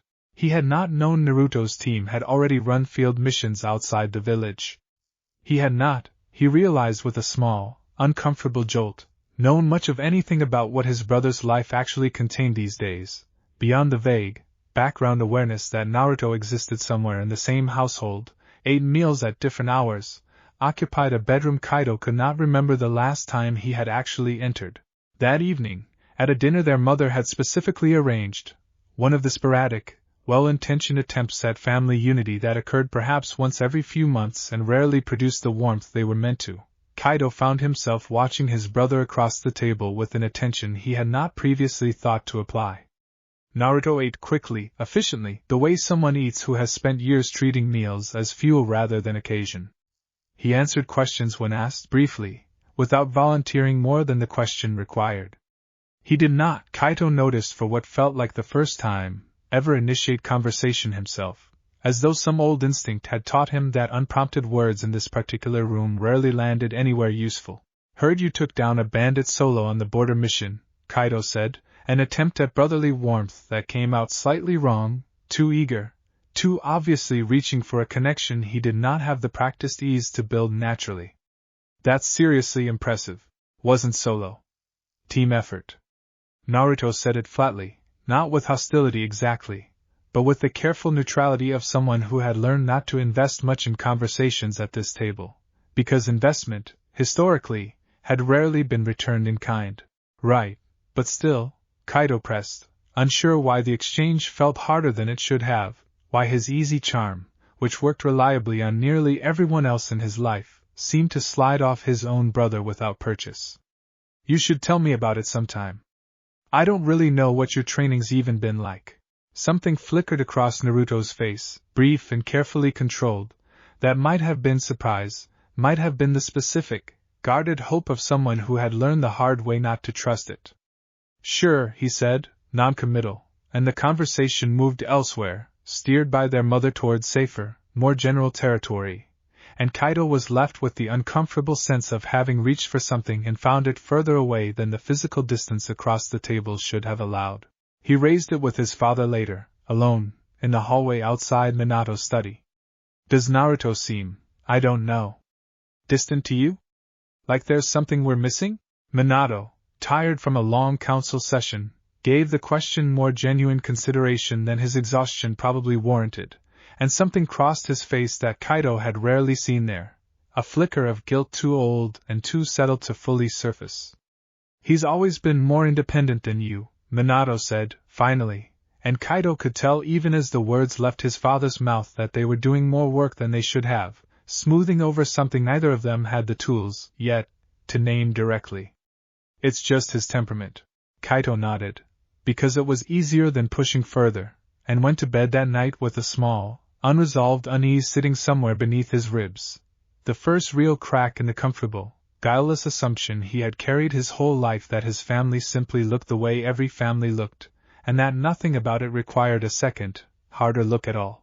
He found himself, over the following days, watching for Naruto in a way he never had before, noting the hours his brother kept, the quiet efficiency with which he moved through a household that had never quite made room for him, the small, telling absence of anything on his brother's side of their shared hallway that looked like it had been given rather than earned. It was uncomfortable, this new attentiveness, precisely because it kept surfacing evidence for a version of his family he did not want to be true. But some stubborn, decent part of him, the same part that had made him seek Naruto out at dinner in the first place, refused to let him simply look away again now that he had finally started looking. Chapter 6. The Chunin exam announcement went up on the Academy notice board on an ordinary Tuesday morning, and Yugao gathered her team within the hour to deliver her assessment with characteristic directness. You're not ready as a full team, she said, watching the disappointment cross Rin's face before it could fully form into protest. Sora and Rin, your fundamentals are solid, but you haven't logged enough field hours to survive the second stage reliably. Another cycle will fix that, and I'd rather you go in strong than go in early and get hurt proving a point. She turned to Naruto, and something in her expression shifted, considered, weighing a decision she had clearly already half made before calling the meeting. You, on the other hand, are ready now. I'm putting your name forward as a special provisional entry, teamed temporarily with a squad from a visiting delegation that's short a member. It was, Naruto understood immediately, both an honor and a genuine risk. Provisional entries drew scrutiny, competed without the built-in trust of teammates who had trained together for months, and carried a spotlight that most genin, himself included until recently, would have found more burden than opportunity. He said yes anyway, because 3 years of dawn training alone had taught him that opportunities offered without an accompanying safety net were still, on balance, opportunities worth taking. The visiting delegation turned out to be from Sunagakure, 3 genin traveling under the sponsorship of the joint exam hosting agreement, missing their 4th member to a training injury sustained en route. Their nominal leader, a composed, watchful boy named Kankuro who carried himself with the particular wariness of someone used to compensating for a more volatile teammate, sized Naruto up on their first meeting with an expression that gave away exactly nothing. Provisional replacement, Kankuro said, more statement than greeting. Village vouches for you? My sensei does. Naruto met the assessment evenly. Without the deference some genin might have offered a foreign shinobi they were suddenly meant to trust with their lives. That's the vouching you're getting. Something in Kankuro's posture eased fractionally, the specific relaxation of someone who had expected either nervous overeagerness or resentful stiffness, and gotten neither. Fair enough. He gestured toward the 3rd member of their temporary squad, a quiet girl with a fan strapped to her back who had been watching the exchange without comment. Temari. And our actual problem child is back at the inn resting his ankle, which means you're stepping into more responsibility than you probably signed up for. The exam's written portion, the following day, proved less a test of knowledge than of nerve, built around the open secret that cheating undetected was the actual skill being measured, and Naruto passed it using a variant of the chakra masking technique he had spent years refining, reading faint chakra signatures from Proctor's position to catch exactly the kind of obvious cheating most candidates attempted. Temari, watching him work with the same unbothered patience he'd shown Kankuro, allowed herself a small, approving nod when the proctor called time. You're better than a provisional replacement should be, she said afterward, in the hallway outside the exam room, arms crossed, studying him with open curiosity rather than suspicion. Where do you actually train? Mostly by myself. He said it simply, the way he had learned to say most true things about himself by now, without apology and without the performance of false modesty either. Had some help, eventually. Temari's eyes narrowed slightly, not unkindly, the recalculation of someone updating an assessment in real time. Sans got no shortage of prodigies who trained hard because they had to, she said, something knowing and faintly sympathetic passing behind the words. You'll fit in fine with us for the rest of this. It was, Naruto reflected, walking back toward the inn where his temporary squad was staying, a strange and unexpectedly welcome thing, finding, in Shinobi from a village that owed him nothing and knew nothing of his family's particular failures, an understanding that had taken his own village the better part of a decade to begin extending. Kankuro fell into step beside him partway through the walk, quieter now that Temari had peeled off toward the inn's kitchen in search of dinner, and studied him with the same appraising patience he'd shown at their first meeting. For what it's worth, he said, after a stretch of comfortable silence, you handle yourself like someone who's used to being underestimated. I've got a little brother back home who fights the same way. Makes you hard to plan against, when nobody expects the quiet one to actually be the dangerous one. He said it without any particular weight behind it, more observation than compliment. But Naruto found himself turning the comparison over anyway, wondering, briefly, what kind of childhood produced that same particular hardness in a boy from a village he had never set foot in before this week. Younger or older? Naruto asked. Younger. Had it rough growing up, for reasons that aren't really mine to talk about. Kankuro's easy tone flattened slightly, careful in a way that told Naruto exactly how much ground he was choosing not to cover. He's here, actually. You'll probably run into him before this exam's done, one way or another. He did not elaborate further, and Naruto did not press, recognizing in the deflection the same protective instinct he had learned to extend toward his own family's harder edges, and let the conversation settle back into companionable quiet for the remainder of the walk. Chapter 7. The second stage of the exam ran through a stretch of forest sealed off from ordinary traffic, a 5-day survival test built around scroll exchange and the specific, grinding attrition of 40-odd genin teams all hunting the same scarce resource in the same confined terrain, and it was on the second night that Naruto's provisional squad ran into the team that would matter most. They were Kirigakure genin, 3 of them, moving with the disciplined quiet of a village whose shinobi training had always leaned hard into stealth and misdirection, and the encounter that found them was not an ambush so much as a mutual, wary standoff in a clearing either team had expected the other to be occupying. Kankuro read the situation fast, correctly judging that an unnecessary fight this early would cost resources none of them could easily replace, and opened with a proposal instead of a strike, a scroll trade, mutually verified, that would let both teams advance without bloodshed. The Curie team's leader, a lean, sharp-eyed girl introduced only as Chio, studied the offer and then studied Naruto specifically, with an attention that lingered a beat longer than the situation strictly required. "You," she said finally, addressing him directly rather than the nominal leader beside him. "Your chakra signature just did something strange. Masked and then not masked, like you weren't sure which state you wanted to be in." He had not realized it showed.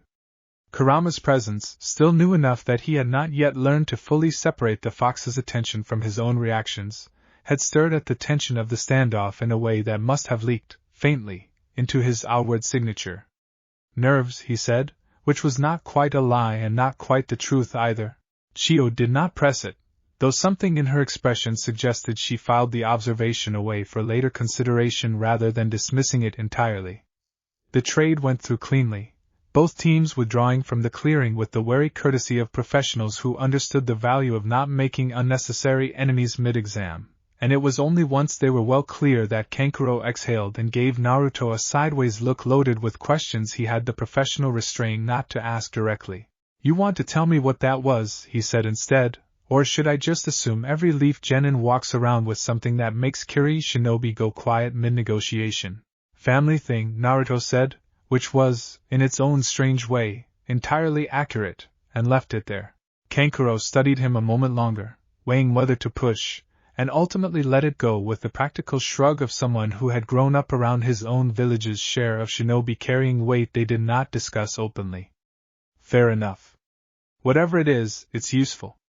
Curie backed off faster than I expected from a straight trade offer. They reached the tower at the forest center on the fourth day, ahead of schedule. Scrolls matched and verified, and Naruto found himself standing in the tower's central hall alongside teammates who had known him for less than a week and had, in that short span, extended him a working trust that had taken his own village years to begin offering in any comparable measure. Temari clapped him once on the shoulder, an easy, unceremonious gesture of genuine respect. "Not bad, Leaf," she said. "You'll do fine in the finals, whatever your family thing turns out to be." He did not correct the assumption that there was a family thing worth the ominous weight she'd put on the words. There was, after all, though not the kind she was imagining, and some quiet, private part of him noted, with the same flat satisfaction he applied to every hard-won gain, that for the first time in longer than he could measure, his family had become something he carried forward rather than something that had left him behind. Sora found him afterward, checking over their remaining supplies with his usual methodical care, and glanced up with the dry, understated humor that had become his particular contribution to the team's dynamic. "Curie, Suna, and apparently your own family history, all in one exam," he said. "You're setting a pretty high bar for the rest of us to have interesting backstories." Naruto huffed something close to a laugh, the first genuinely light moment he'd allowed himself since the standoff in the clearing, and helped him finish the inventory in companionable silence, grateful, in a way he did not bother trying to explain, for a teammate who could make even a strange, complicated evening feel a little more ordinary. Chapter 8.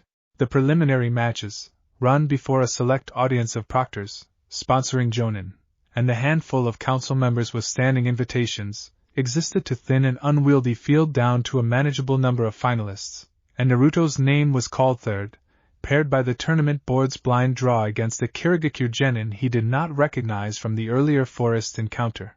Minato attended, technically, in his capacity as hosting Hokage rather than as a father with any particular investment in the outcome, seated in the elevated gallery among the other dignitaries with the composed neutrality the position required. He had not, if he was honest with himself in the accounting he had started keeping more carefully since the border mission report, expected to feel much of anything watching a provisional match involving a genin technically his own but functionally, for most of the boy's life, a stranger. He had not expected the match to unfold the way it did. Naruto's opponent, a solid, aggressive taijutsu specialist, opened fast, testing for weakness with the blunt confidence of someone used to overwhelming genin his own age through sheer physical advantage. What he found instead was a boy who moved with a precision that had nothing to do with raw genin-level training and everything to do with 3 years of dawn sessions against an unforgiving wooden post, redirecting strikes rather than absorbing them, conserving energy with the patient economy of someone who had learned the hard way that endurance mattered more than spectacle. The match ran 4 minutes, longer than most preliminary bouts, and ended when Naruto closed the distance on a feint the Kiri genin had not seen coming. A chakra-masked approach that put him inside his opponent's guard before the other boy had registered the technique existed, ending the fight with controlled restraint rather than force, a decisive pin rather than a strike that could have done real damage. Executed with a discipline that drew a low murmur of genuine surprise from the gallery. Minato watched his son's hand raised in victory and felt something crack open in his chest that he had spent years successfully avoiding. A recognition arriving far too late to feel anything but painful. That was not academy-taught technique. That was not casual aptitude. That was years of deliberate, unsupervised discipline, built by a child who had clearly needed, at some point, to become entirely self-sufficient in ways no 8-year-old should have had cause to learn. He thought, unwillingly, of every cancelled evening, every distracted goodnight, every well-meaning soon that had quietly failed to arrive, and understood, watching the arena floor with a clarity he could no longer talk himself out of, that each of those small omissions had not simply vanished into the ordinary forgetfulness of a busy household. They had accumulated, year over year, into exactly the kind of self-reliance now on display before an entire stadium of witnesses, proof, delivered in the worst possible way, that a child left alone long enough will eventually stop waiting to be found, and will instead, quietly and without anyone's permission, go build a life sturdy enough to stand without them. He found Hiruzen at the gallery's edge during the intermission, unable to fully keep the unsettled note out of his voice. How long has he been training like that? Hiruzen, who had been waiting years for exactly this question and had never once enjoyed the prospect of finally answering it, met Minato's eyes without softening the response. Since he was old enough to sneak out before dawn without anyone noticing he'd left. Irika Yumino has been the closest thing to consistent guidance he's had for the last 2 years. Before that, he taught himself, alone, from a taijutsu manual he bought second-hand because no one in his own household thought to provide him one. He let the silence that followed sit for a moment, deliberately, before adding, more gently than the words themselves, "You asked me once, years ago, whether the boy was doing fine. I told you there would be time to look into it properly. I was wrong to let that answer stand as long as it did, and so I think were you." Minato said nothing for a long moment, watching the arena floor below where his son stood among a knot of temporary allies from a foreign village, receiving congratulations with the quiet, careful surprise of someone still learning how to accept them, and understood, with the particular clarity that arrives only when denial finally runs out of road, that he had spent 8 years mistaking a child's extraordinary self-sufficiency for evidence that nothing was wrong, when it had in fact been the clearest possible evidence that something had been wrong for a very long time. Chapter 9. Minato requested the conversation that evening, catching Naruto in the corridor outside the arena's genin quarters before he could leave for the inn where the Suna delegation had generously extended him a bed for the remainder of the exam.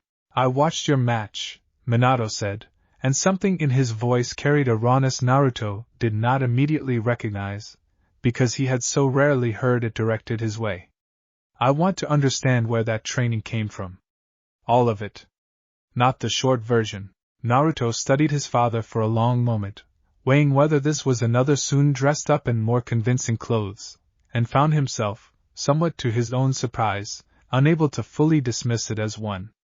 Something in Minato's expression was different tonight, less the distracted courtesy of a busy man managing an obligation, more the unsteady attention of someone confronting a mistake he had only just allowed himself to fully see. He told him. Not all of it, not the shrine or Karama, which still felt like his alone to hold, but enough: the taijutsu manual bought with market stall wages, the dawn sessions at Training Ground 7, the years of Irika's Wednesday afternoon standing in for the guidance a household should have provided. He kept his voice level throughout, not performing hurt he had long since stopped needing an audience for, simply laying out the facts the way he might have reported a mission, and watched his father absorb each detail with a visibly mounting weight. I should have known this, Minato said finally, when the accounting was finished. I should have known this years ago. I told myself you were fine because you never gave me a reason to think otherwise, and I understand now that not giving me a reason was never the same thing as being fine. I'm sorry, Naruto. That's not enough, I know it's not enough, but I need you to hear it said plainly at least once. It was, Naruto reflected, the first time in his memory that his father had apologized for anything at all, let alone something this large, and he found the words landing somewhere complicated in his chest. Not healing, not yet. 8 years of accumulated distance did not dissolve on the strength of a single evening's honesty, but not nothing either. Okay, he said, which was not forgiveness exactly, but was not a door slammed shut either, and something in Minato's shoulders eased fractionally at even that much. I know it's not enough, Minato said again, quieter this time, as though repeating it might somehow make the inadequacy of the words less true. I keep wanting to explain it, to give you the reasons, the council decisions, the exhaustion after the attack, all the things that felt like justification at the time. But I watched you fight tonight, and none of it held up the way I needed it to. You shouldn't have had to build what you built completely alone. That's on me, not on any of the reasons I've spent years telling myself made it understandable. I'd like to be part of your training going forward. If you'll let me. Not to take over what you've built. I understand now that you built something real, and I have no right to walk in and claim credit for it. But I'd like to help, if you're willing to let me try. Naruto considered the offer with the same careful weighing he applied to most rare kindnesses, testing it for the scene where it might dissolve under pressure. He thought of Yugao's impartial discipline, of Irika's steady Wednesday afternoons, of Kurama's blunt, unsentimental offer of partnership, and understood that he had, somewhere in the last year, built enough of a foundation that he no longer needed this particular offer the way he once might have desperately needed it. But wanting it cautiously on his own terms rather than out of old hunger, was a different thing entirely. We can try, he said finally. Slowly. I don't need you to fix this in one conversation. I just need it to actually keep happening, next week and the week after, not just tonight because you watched one match that impressed you. Minato nodded, and something in the gesture carried a seriousness Naruto had rarely seen his father direct at anything outside official village business. Then I'll show you it keeps happening, he said. Starting with breakfast, tomorrow, before you head back for the finals. I'll be there. He arrived the next morning 10 minutes early, an unfamiliar enough occurrence at Naruto's small apartment that Naruto found himself checking the hallway twice before believing it. They ate mostly in comfortable, unpracticed silence, two people relearning how to occupy the same room without the old weight of expectation and disappointment pressing down on every exchange, and it was, Naruto thought, watching his father attempt and fail to fold a rice ball with anything like the efficiency Naruto had perfected out of years of necessity. An oddly ordinary way to begin rebuilding something that had been broken for the better part of a decade. Ordinary, he was coming to understand, might be exactly what the repair required, not grand gestures, but 100 small, unremarkable mornings, accumulated patiently, the same way he had once accumulated dawn training sessions nobody else had witnessed. It was a small thing, in the scheme of 8 years of empty gallery seats and postponed promises, but Naruto had built his entire life on the accumulated weight of small things, and he walked into the finals 3 days later carrying, for the first time, the strange and unfamiliar sensation of a father who had actually shown up. Chapter 10. The finals were held a month later, giving the surviving candidates time to prepare, and Naruto spent that month in a training regimen more structured than any he had built for himself alone, splitting his mornings between Yugao's exacting drills and, for the first time in his life, genuine sessions with his father, who arrived punctually, asked thoughtful questions about technique rather than issuing commands from assumed authority, and treated the whole arrangement with the careful respect of a man determined not to squander a second chance he understood he had done very little to deserve. It was not a clean fix. There were mornings Minato's schedule pulled him away with real, unavoidable urgency, council sessions and border reports that could not simply be postponed because a father had finally decided his son's training mattered, and on those mornings Naruto felt the old, familiar disappointment flare briefly before he caught himself, recognizing the difference this time. A cancelled session with an apology and a rescheduled makeup was not the same thing as a promise quietly allowed to dissolve into nothing. The distinction mattered more than he might have expected it to. Kaido, informed by their parents in a family conversation that finally addressed, however incompletely, the shape of what had gone wrong, took the revelation harder than either Minato or Kushina had anticipated. He sought Naruto out afterward, in the training yard, with none of his usual easy confidence. "I didn't know," he said, and the words came out rawer than his typical charm allowed. "I mean, I knew things weren't exactly even between us, but I didn't know it was that. Years of it. I feel like an idiot for not seeing it." "You were a kid too," Naruto said, and found, somewhat to his own surprise, that he meant it without the residue of old resentment he might have expected to still be carrying. "You didn't build the wall. You just didn't know it was there. That's different from choosing not to look. Doesn't make it feel less messed up." "No," Naruto agreed. "It doesn't. But I'd rather have a brother who's uncomfortable finding out late than one who never bothers finding out at all." He offered it plainly, without dressing it up as more forgiveness than he currently had available to give, and Kaido seemed to understand the distinction, nodding slowly, some of the tension easing from his shoulders. "Teach me something," Kaido said, after a moment, with an earnestness that had nothing to do with his usual effortless charisma. "Not because I think I need to catch up or whatever. I'd like to actually know what you built.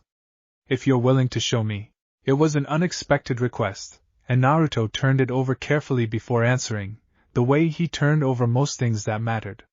He thought of 3 years spent building something entirely his own precisely because no one else had offered to share the work, and understood that sharing it now, on his own terms, with a brother finally willing to look, was not the same thing as surrendering ownership of it.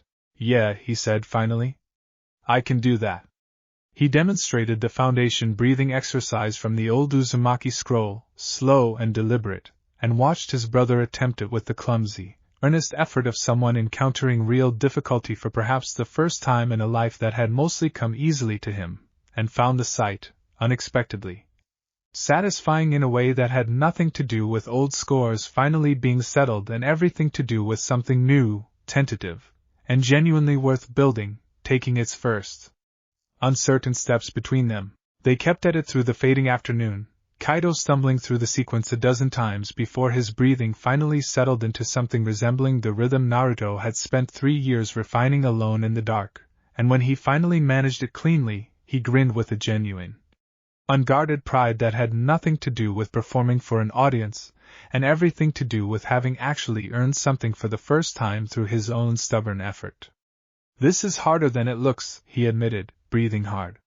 "How did you even figure this stuff out with no one showing you?" Naruto considered the question seriously, the way he considered most things his brother asked him now that the asking had become genuine. "Mostly by getting it wrong a few hundred times first," he said. "Turns out that works, eventually, if you're stubborn enough not to quit." Chapter 11. The finals drew a full stadium, dignitaries from 3 villages seated in formal rows above an arena floor raked smooth for the occasion, and Naruto's bracket placed him against the Sunigakure genin he had not yet met, not Kankuro or Tamari, spared by the draw, but their absent, injury-recovered teammate, a quiet, unsettling boy named Gaara whose chakra signature, even at rest, carried a density that made Naruto's instincts flare with a wariness he had rarely felt facing an opponent his own age. Kurama stirred at the first exchange, an unusual and pointed attention that Naruto had learned by now to take seriously. "That one is carrying something similar to what you carry," the fox observed, low and considering, as Gaara's opening technique, sand, moving with a will that had nothing to do with ordinary chakra manipulation, rose from a gourd strapped to his back with fluid, patient menace. "Not the same tenant. Older. Angrier. Far less willingly bound than our arrangement. The fight that followed was unlike anything Naruto's previous matches had prepared him for, a grinding, patient contest against an opponent who fought with the eerie calm of someone entirely convinced of his own inevitability, sand shifting to intercept every approach with a responsiveness that made close combat Naruto's clearest advantage, viciously difficult to land. He adjusted, drawing on Yugao's drilling in patient, incremental pressure rather than committed all-or-nothing strikes, using the chakra masking technique to blur his approach vectors, forcing Gaara's sand to react to threats that weren't fully there in order to open the narrow windows where a real strike could land. It worked, gradually, at real cost. A graze from redirected sand along his forearm, deep enough to require a healer's attention afterward, drew blood before he found the rhythm that let him close distance reliably.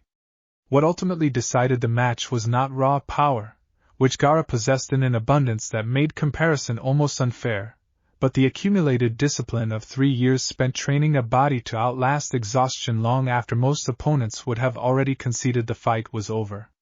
Gaara's sand, formidable as it was, drew on a well of chakra that even his own vast reserves eventually had to ration, and Naruto, who had spent years building stamina specifically because he'd had no other advantage available to compensate for, simply kept moving after his opponent's pace had begun, almost imperceptibly, to falter. The final exchange came in the fight's 9th minute, longer than any other match of the tournament. When Naruto closed the gap, Gaara's sand answered a half-second too slowly to fully seal, ending the bout with the same controlled, non-lethal precision he had shown in the preliminaries, a decisive pin rather than a blow that could have done real harm, delivered with a restraint that drew a longer, more considering silence from the gallery than outright victory usually earned. Gaara, pinned and breathing hard, studied him afterward with an expression that had shifted, subtly, from the flat menace of the fight's opening minutes into something more complicated, more genuinely curious. "You held back," he said, not quite an accusation. "You could have ended it faster, and chose not to." "Didn't need to hurt you more than I had to win," Naruto said, offering a hand to help him up, an unusual gesture between opponents that Gaara regarded for a long moment before accepting it. Figured that mattered.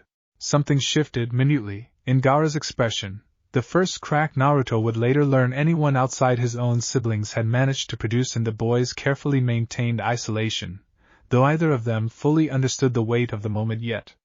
"Nobody has ever chosen that around me before," Gaara said, quietly, almost to himself, and walked from the arena floor carrying something he did not yet have language for either, leaving Naruto standing in the sudden, roaring approval of a stadium finally, unmistakably cheering his name.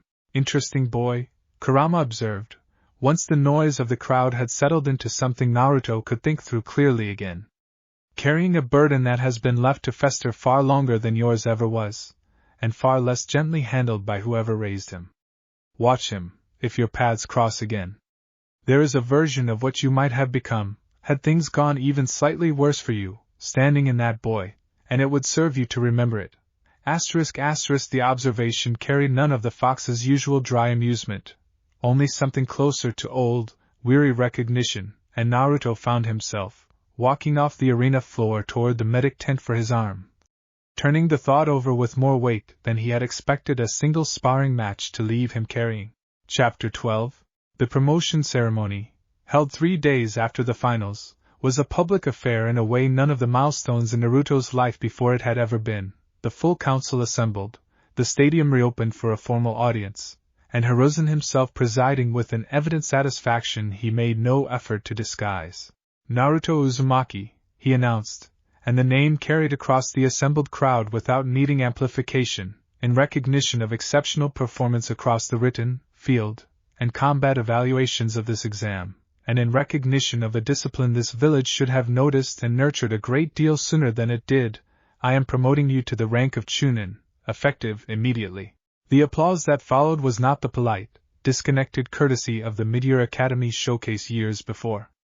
It was loud, sustained, and entirely earned, and Naruto stood at the center of it with the specific, disorienting sensation of a boy who had spent most of his life building himself in the dark, suddenly finding every light in the room turned toward him at once.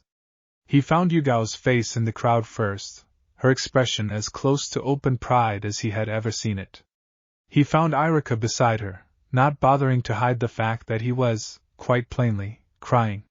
He found Rin and Sora, whooping loudly enough to draw amused glances from the row around them, and near the front, in seats that had never once been reserved for him at any ceremony before this one, he found his mother, his father, and his brother, all 3 of them on their feet, applauding without reservation, and something in his chest that had been braced, out of long habit, for an empty gallery instead found itself, for the first time in memory, entirely full. Kushina reached him first once the ceremony released the crowd, and pulled him into an embrace that had none of the careful, guilty hesitation he had grown so used to from her over the years, simply the fierce, uncomplicated hold of a mother who had spent 8 years afraid of her own grief and had finally, belatedly, decided the fear was not worth what it had already cost. "I'm so proud of you," she said, and her voice cracked around the words in a way that told him she meant every syllable of it. "I'm sorry it took me this long to say that properly. I'm going to keep saying it, from now on, as many times as you need to hear it. It was not a magic fix." Naruto understood, standing in his mother's arms with a Chunin vest still unfamiliar across his shoulders, that 8 years of distance did not simply dissolve because a tournament had finally forced everyone to look at what they had been avoiding. There would be harder conversations ahead, old wounds that would need more than one good ceremony to fully close, a relationship with his family that would have to be built slowly and deliberately rather than assumed back into existence by sentiment alone. But he understood, too, standing there with his mother's arms around him and his father's hand steady on his shoulder and his brother grinning at him with an openness that had finally stopped being complicated, that the foundation for that harder work now genuinely existed, in a way it simply had not a season ago. Far above the celebration, watching from a private box with the same patient, unreadable attention he brought to every long game he had ever run, Danzo considered the scene below with a flicker of something that might, in a lesser man, have resembled genuine reassessment. The household's sudden, public reconciliation complicated the slow, quiet cultivation he had been building for months. A boy folded warmly back into a powerful family's protection was a considerably harder asset to eventually claim than one left conspicuously alone. It did not end his interest. Men who had built entire careers on patience did not abandon a long game over a single unexpected turn. It simply meant, he reflected, folding his hands beneath his chin as the crowd below continued its celebration, that the game itself would need to become a great deal more careful from here. He rose from his seat before the ceremony's final formalities concluded, unnoticed among the departing dignitaries, already turning his attention toward the quieter, more patient work that circumstances now required of him. There would be other openings. There always were, for a man willing to wait long enough to find them, and Danzo Shimura had never once in his long career mistaken a single setback for the end of anything worth pursuing. Act 3. Chapter 1. The Chunin vest still felt unfamiliar across his shoulders 2 weeks after the promotion ceremony, a weight he found himself checking for out of habit each morning the way he had once checked for the presence of an empty apartment before remembering, slowly, that his life no longer required that particular vigilance. Yugao had not softened her training regimen in the slightest despite the promotion, a fact Naruto found he appreciated more than he might have expected.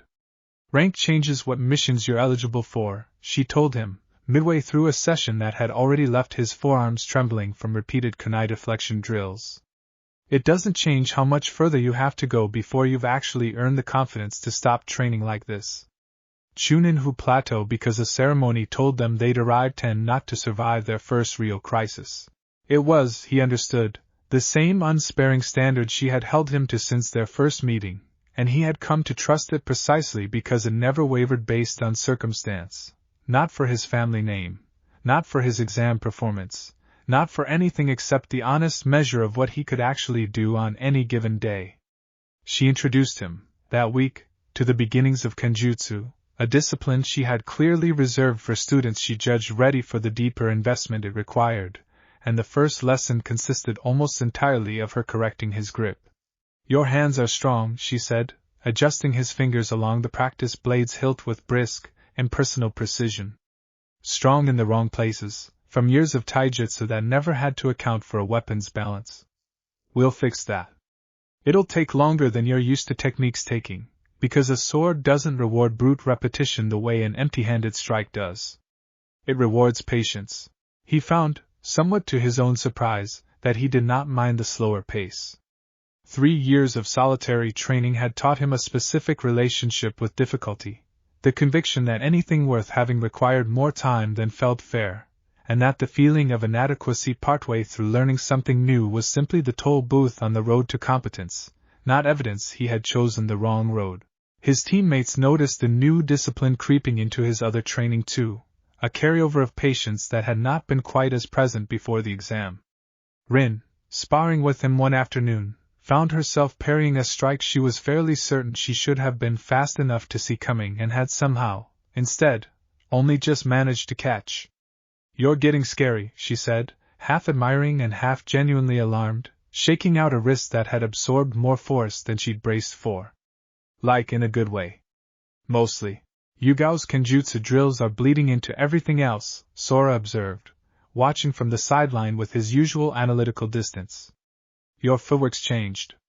More economical. You're not wasting motion the way you used to."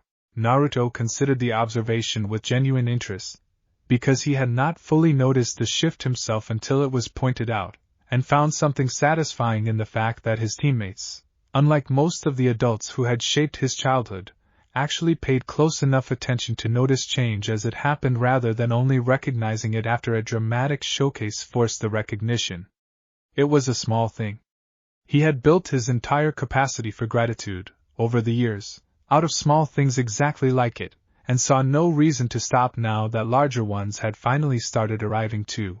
That evening, walking home from the training ground with his sword arm still aching from Yugao's corrections, he found himself thinking about how strange it was to have this many people paying this much attention to the shape of his growth at once. For years the only audience for his progress had been himself, a private ledger of dawn hours and split knuckles that no one else had ever needed to see in order for it to matter.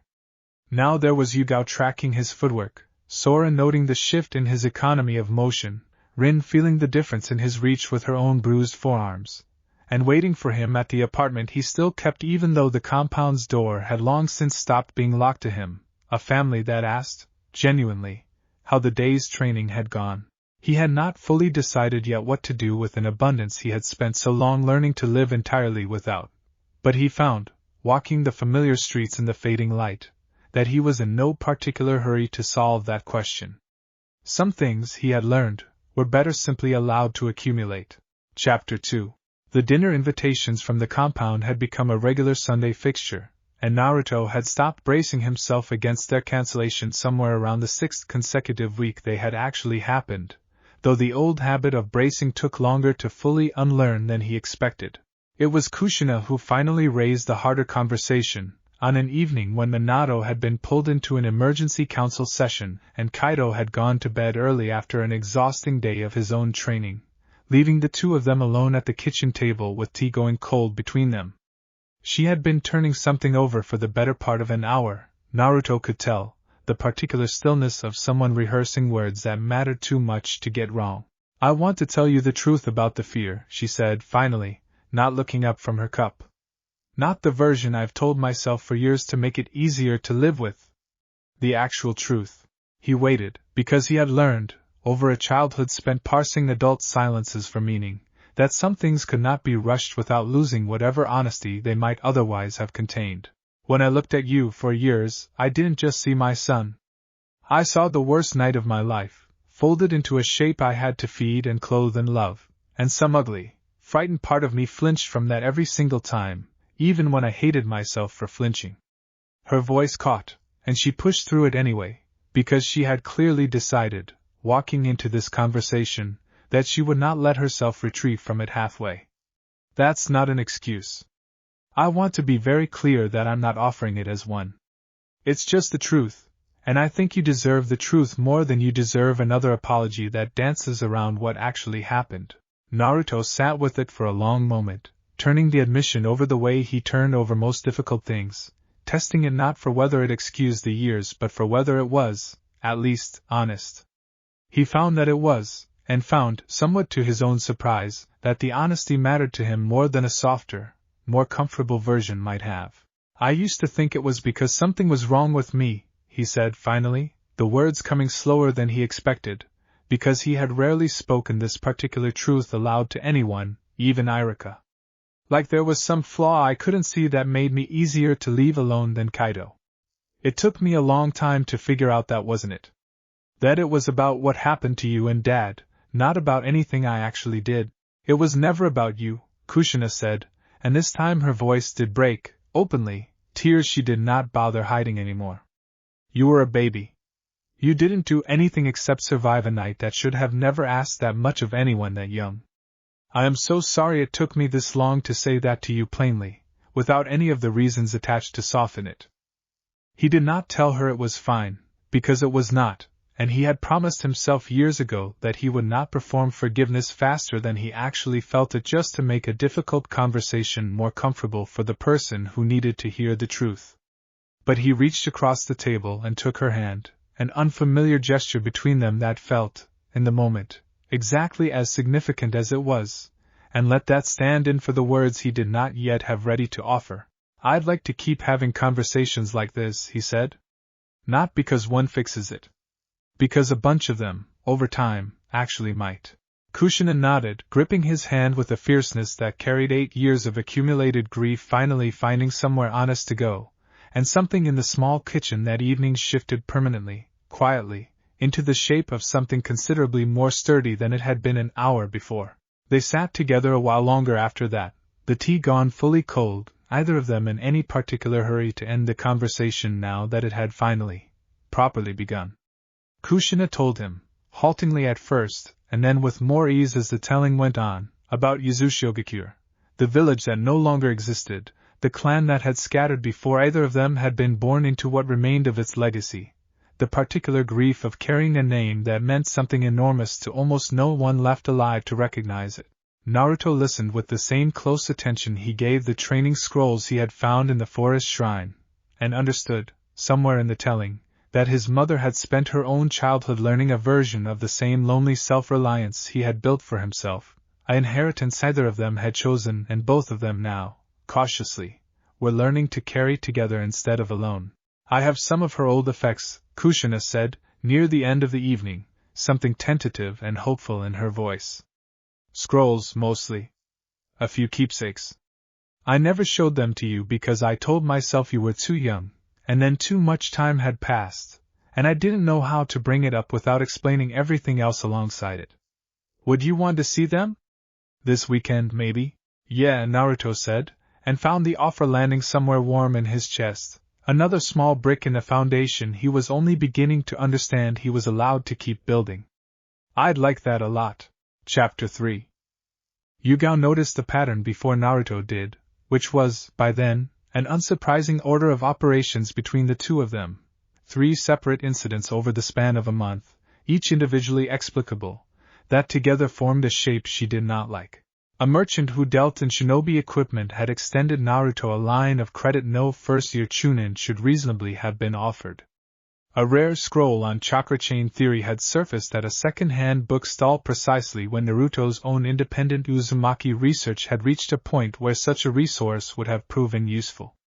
And most recently, a training accident during a routine patrol had placed Naruto directly in the path of 3 disguised mercenaries whose combat style, on closer analysis of the encounter report, showed a discipline and coordination well beyond what opportunistic bandits typically displayed.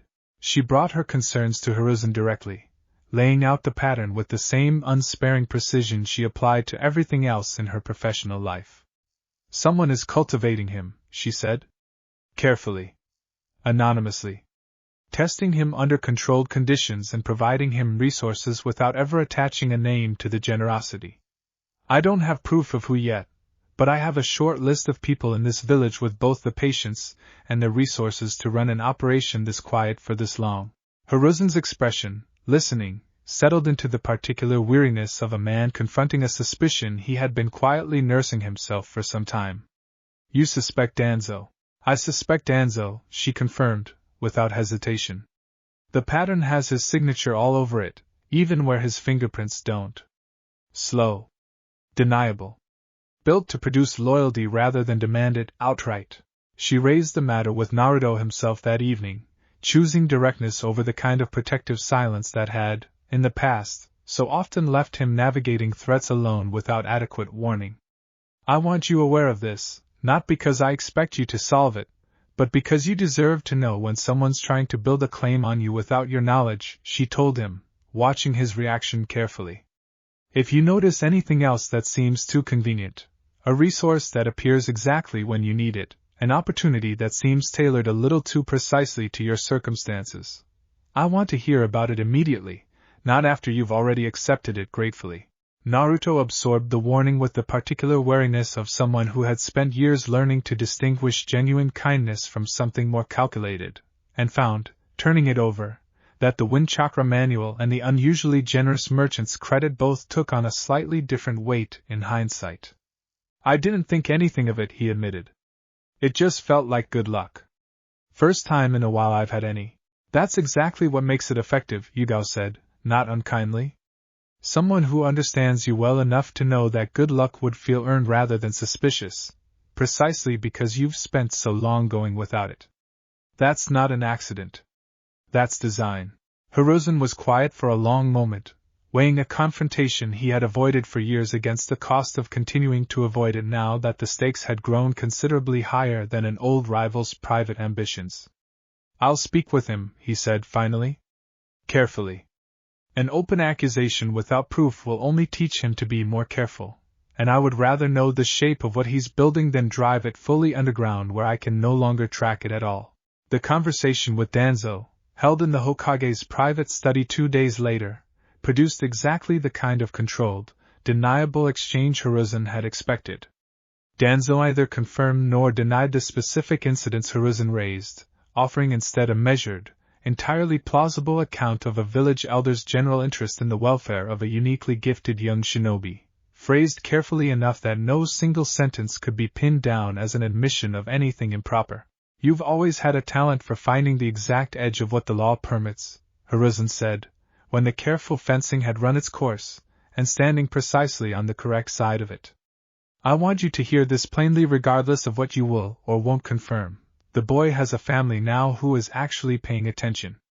Whatever quiet foundation you believe you've been laying, understand that it is being built on ground that is considerably less unclaimed than it was 6 months ago. Danzo's expression did not change, the careful neutrality of a man who had weathered considerably sharper warnings than this one over a long career. I have only ever wanted what is best for this village's most valuable assets, Hiruzen. I would think you, of all people, would understand the necessity of ensuring this village's strength is properly cultivated rather than left to chance. He rose, unhurried, giving nothing further away. But I hear you. I always do. Hiruzen watched him leave and felt, not for the first time, the particular exhaustion of a man who had spent decades managing a threat he could never quite prove and never quite eliminate, and resolved, quietly, to make certain the boy's guard remained a great deal more attentive than it had been a season ago. Chapter 4. The council session convened 3 weeks later addressed, formally for the first time, the question the Chunin exam finals had made impossible to keep quietly deferred: what, precisely, the village intended to do with the Jinchuriki whose capabilities had just been demonstrated, publicly and unambiguously, before dignitaries from 2 other major villages. Minato chaired the session with the specific discomfort of a man who understood, better than anyone in the room, how much of the current crisis traced back to years of his own household's neglect finally colliding with a level of public attention that neglect could no longer survive unexamined. The debate split along familiar, tired lines.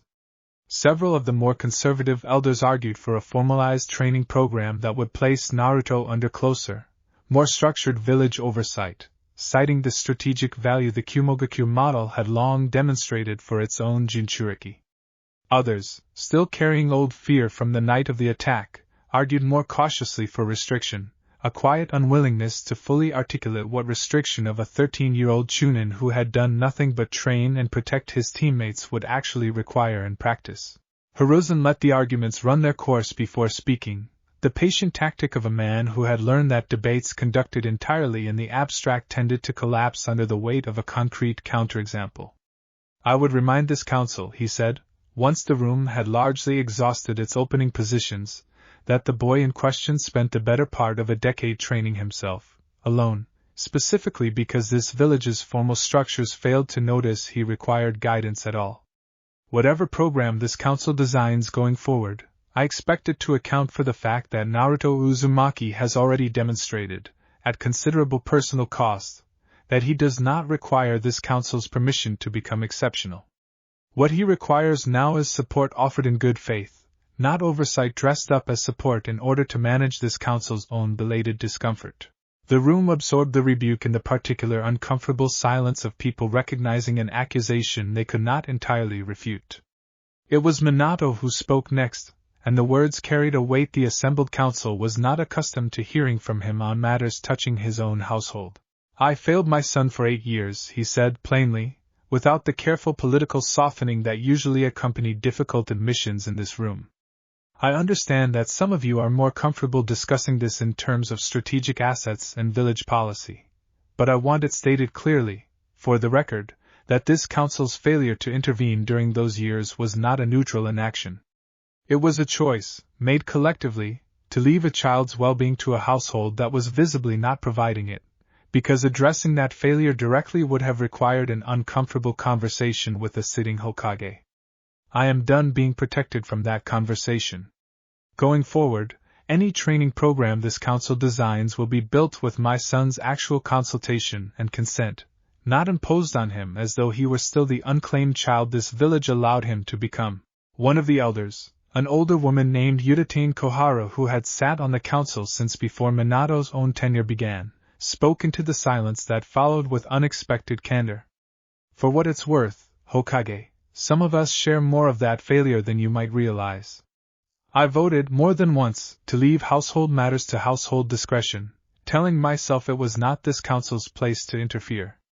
I have had some time, since the exam finals, to reconsider whether that principle was ever really about respecting a family's privacy, or whether it was simply easier than doing the harder work of actually looking."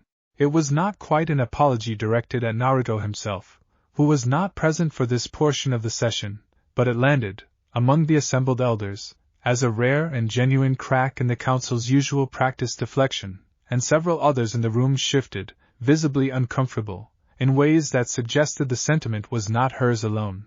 The proposal that emerged from the session's remaining hour was, by council standards, unusually deferential, a formalized but voluntary training track, offering additional resources and specialized instruction without mandatory oversight, structured around consultation with Naruto himself rather than assumption of his cooperation.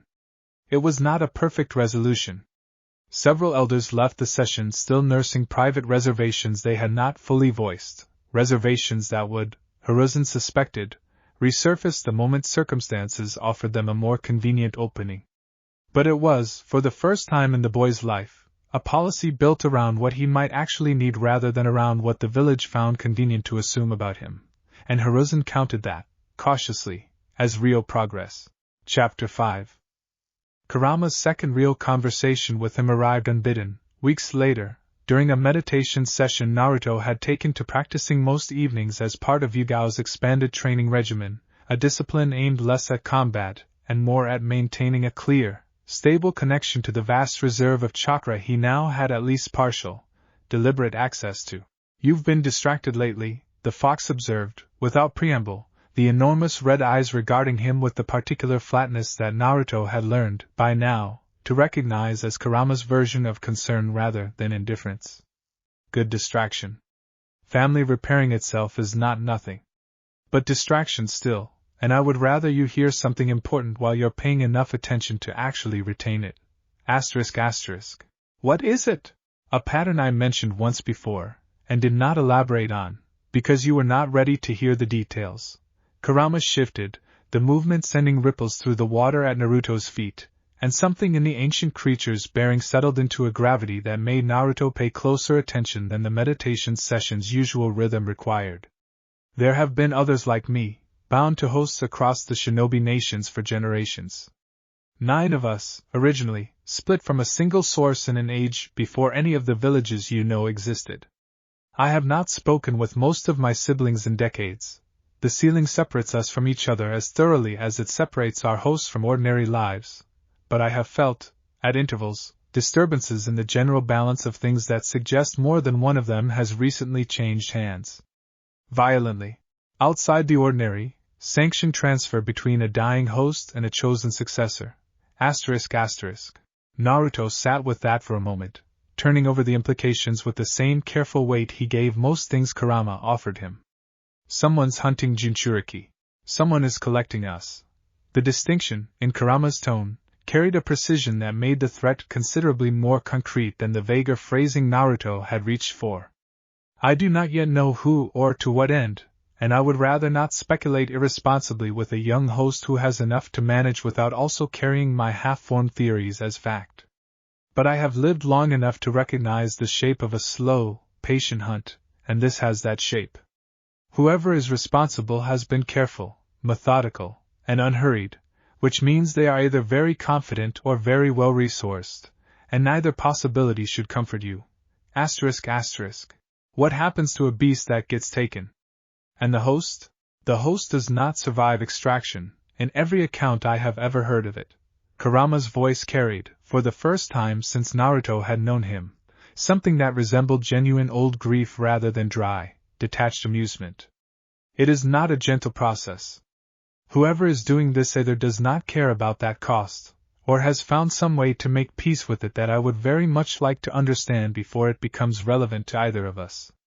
I tell you this not to frighten you, though I imagine it will regardless. I tell you because you deserve to understand exactly what is at stake, rather than a softened version that leaves you underestimating the danger. Should I tell someone? The Hokage? Eventually. Not yet. Kurama's eyes narrowed, weighing something Naruto could not fully read. What you have, at present, is the vague unease of an ancient fox who cannot yet point to anything concrete enough to act on. Bring that to your Hokage now, and you offer him nothing but anxiety without direction. Better to keep training, keep building the stability this village has finally started offering you, and trust that when the pattern sharpens into something actionable, you will recognize it. I have watched you long enough now to trust that you will. Naruto surfaced from the meditation session with the particular unsettled clarity that followed most of his conversations with Kurama, turning the warning over as he made his way home through streets that had, over the past months, begun to feel genuinely his in a way they never quite had before. He did not yet know what shape the coming threat would take, or how soon it would arrive close enough to matter. But he understood, walking home under a sky just beginning to darken toward evening, that whatever ground he had gained, the family finally paying attention, the teammates who had become real friends, the sensei who trained him without condition, all of it existed now inside a wider world that had, for reasons he could not yet see clearly, begun quietly circling closer. Chapter 6. The mission that surfaced the first concrete thread came through routine channels, an unremarkable escort assignment protecting a merchant caravan through the border region shared with the land of rice fields, territory that had, in recent years, developed a quiet reputation for harboring shinobi operating outside any recognized village's jurisdiction.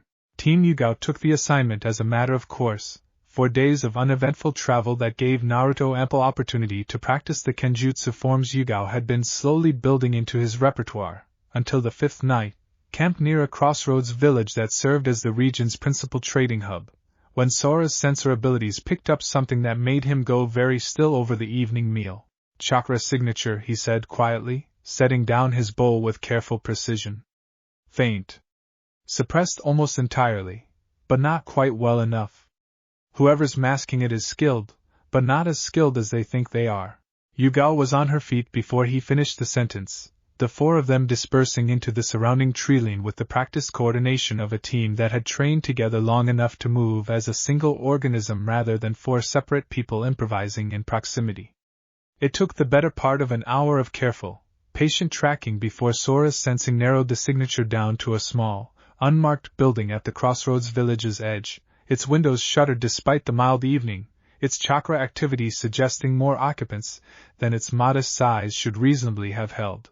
What they found, observing from a rooftop with the same careful stillness Yugao had drilled into all 3 of her genin, was not the smuggling operation the region's reputation might have suggested, but something considerably more organized. 6 shinobi, unmarked, engaged in what appeared to be a methodical review of documents and maps spread across a long table, their conversation, caught in fragments by Sora's careful positioning, referencing coordinates that matched, with unsettling precision, the locations of several minor villages known to house Jinchuriki of the lesser-tailed beasts.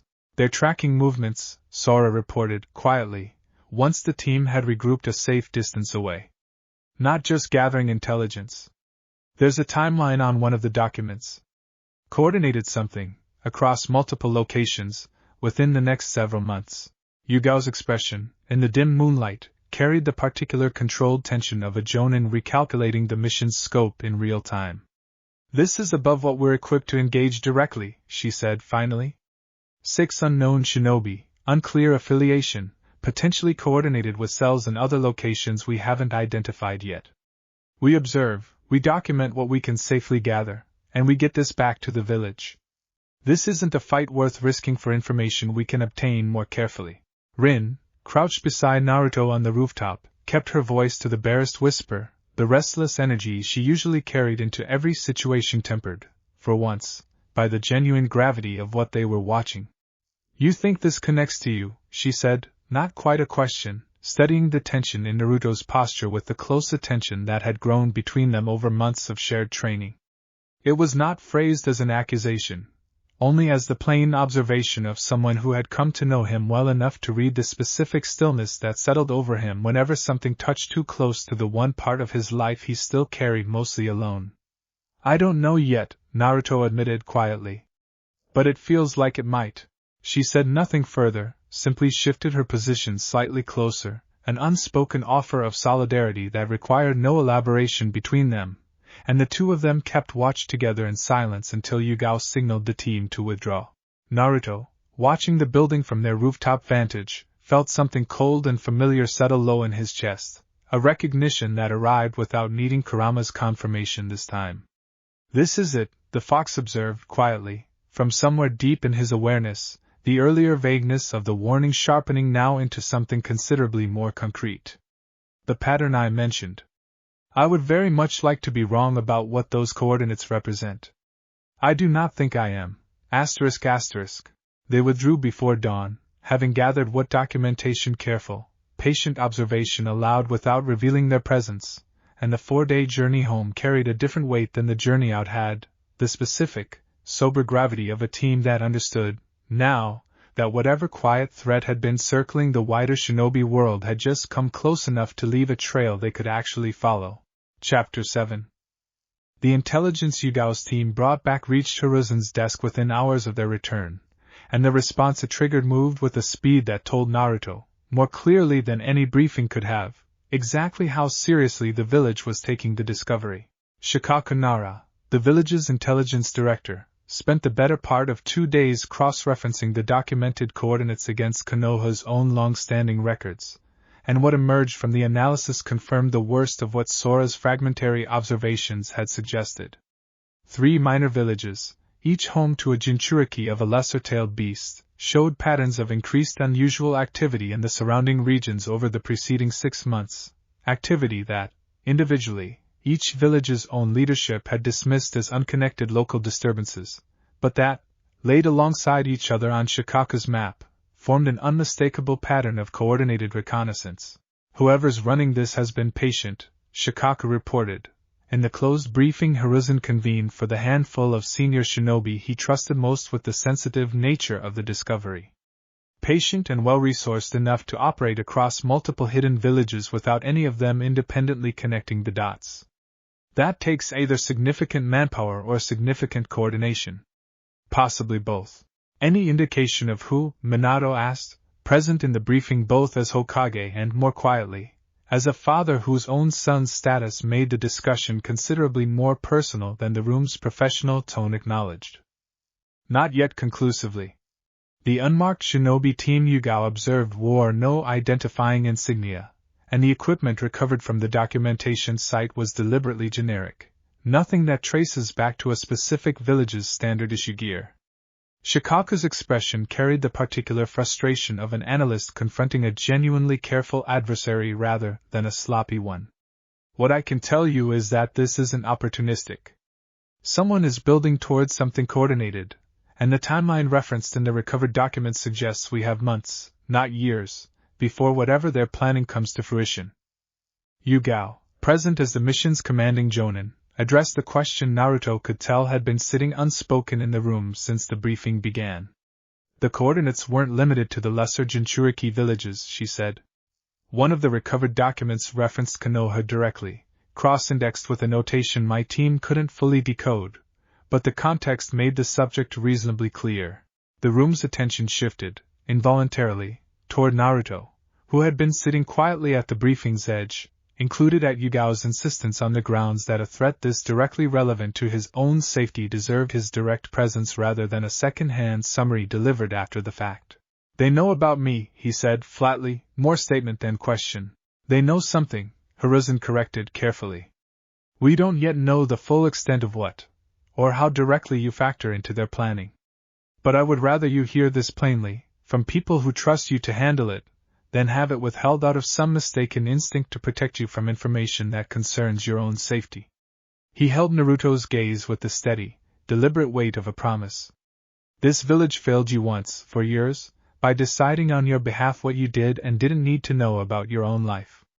We do not intend to repeat that mistake now that the stakes have grown considerably higher. Minato added quietly from across the room, whatever we learn going forward, you'll be in the room for it. Not summarized to second hand. Not managed.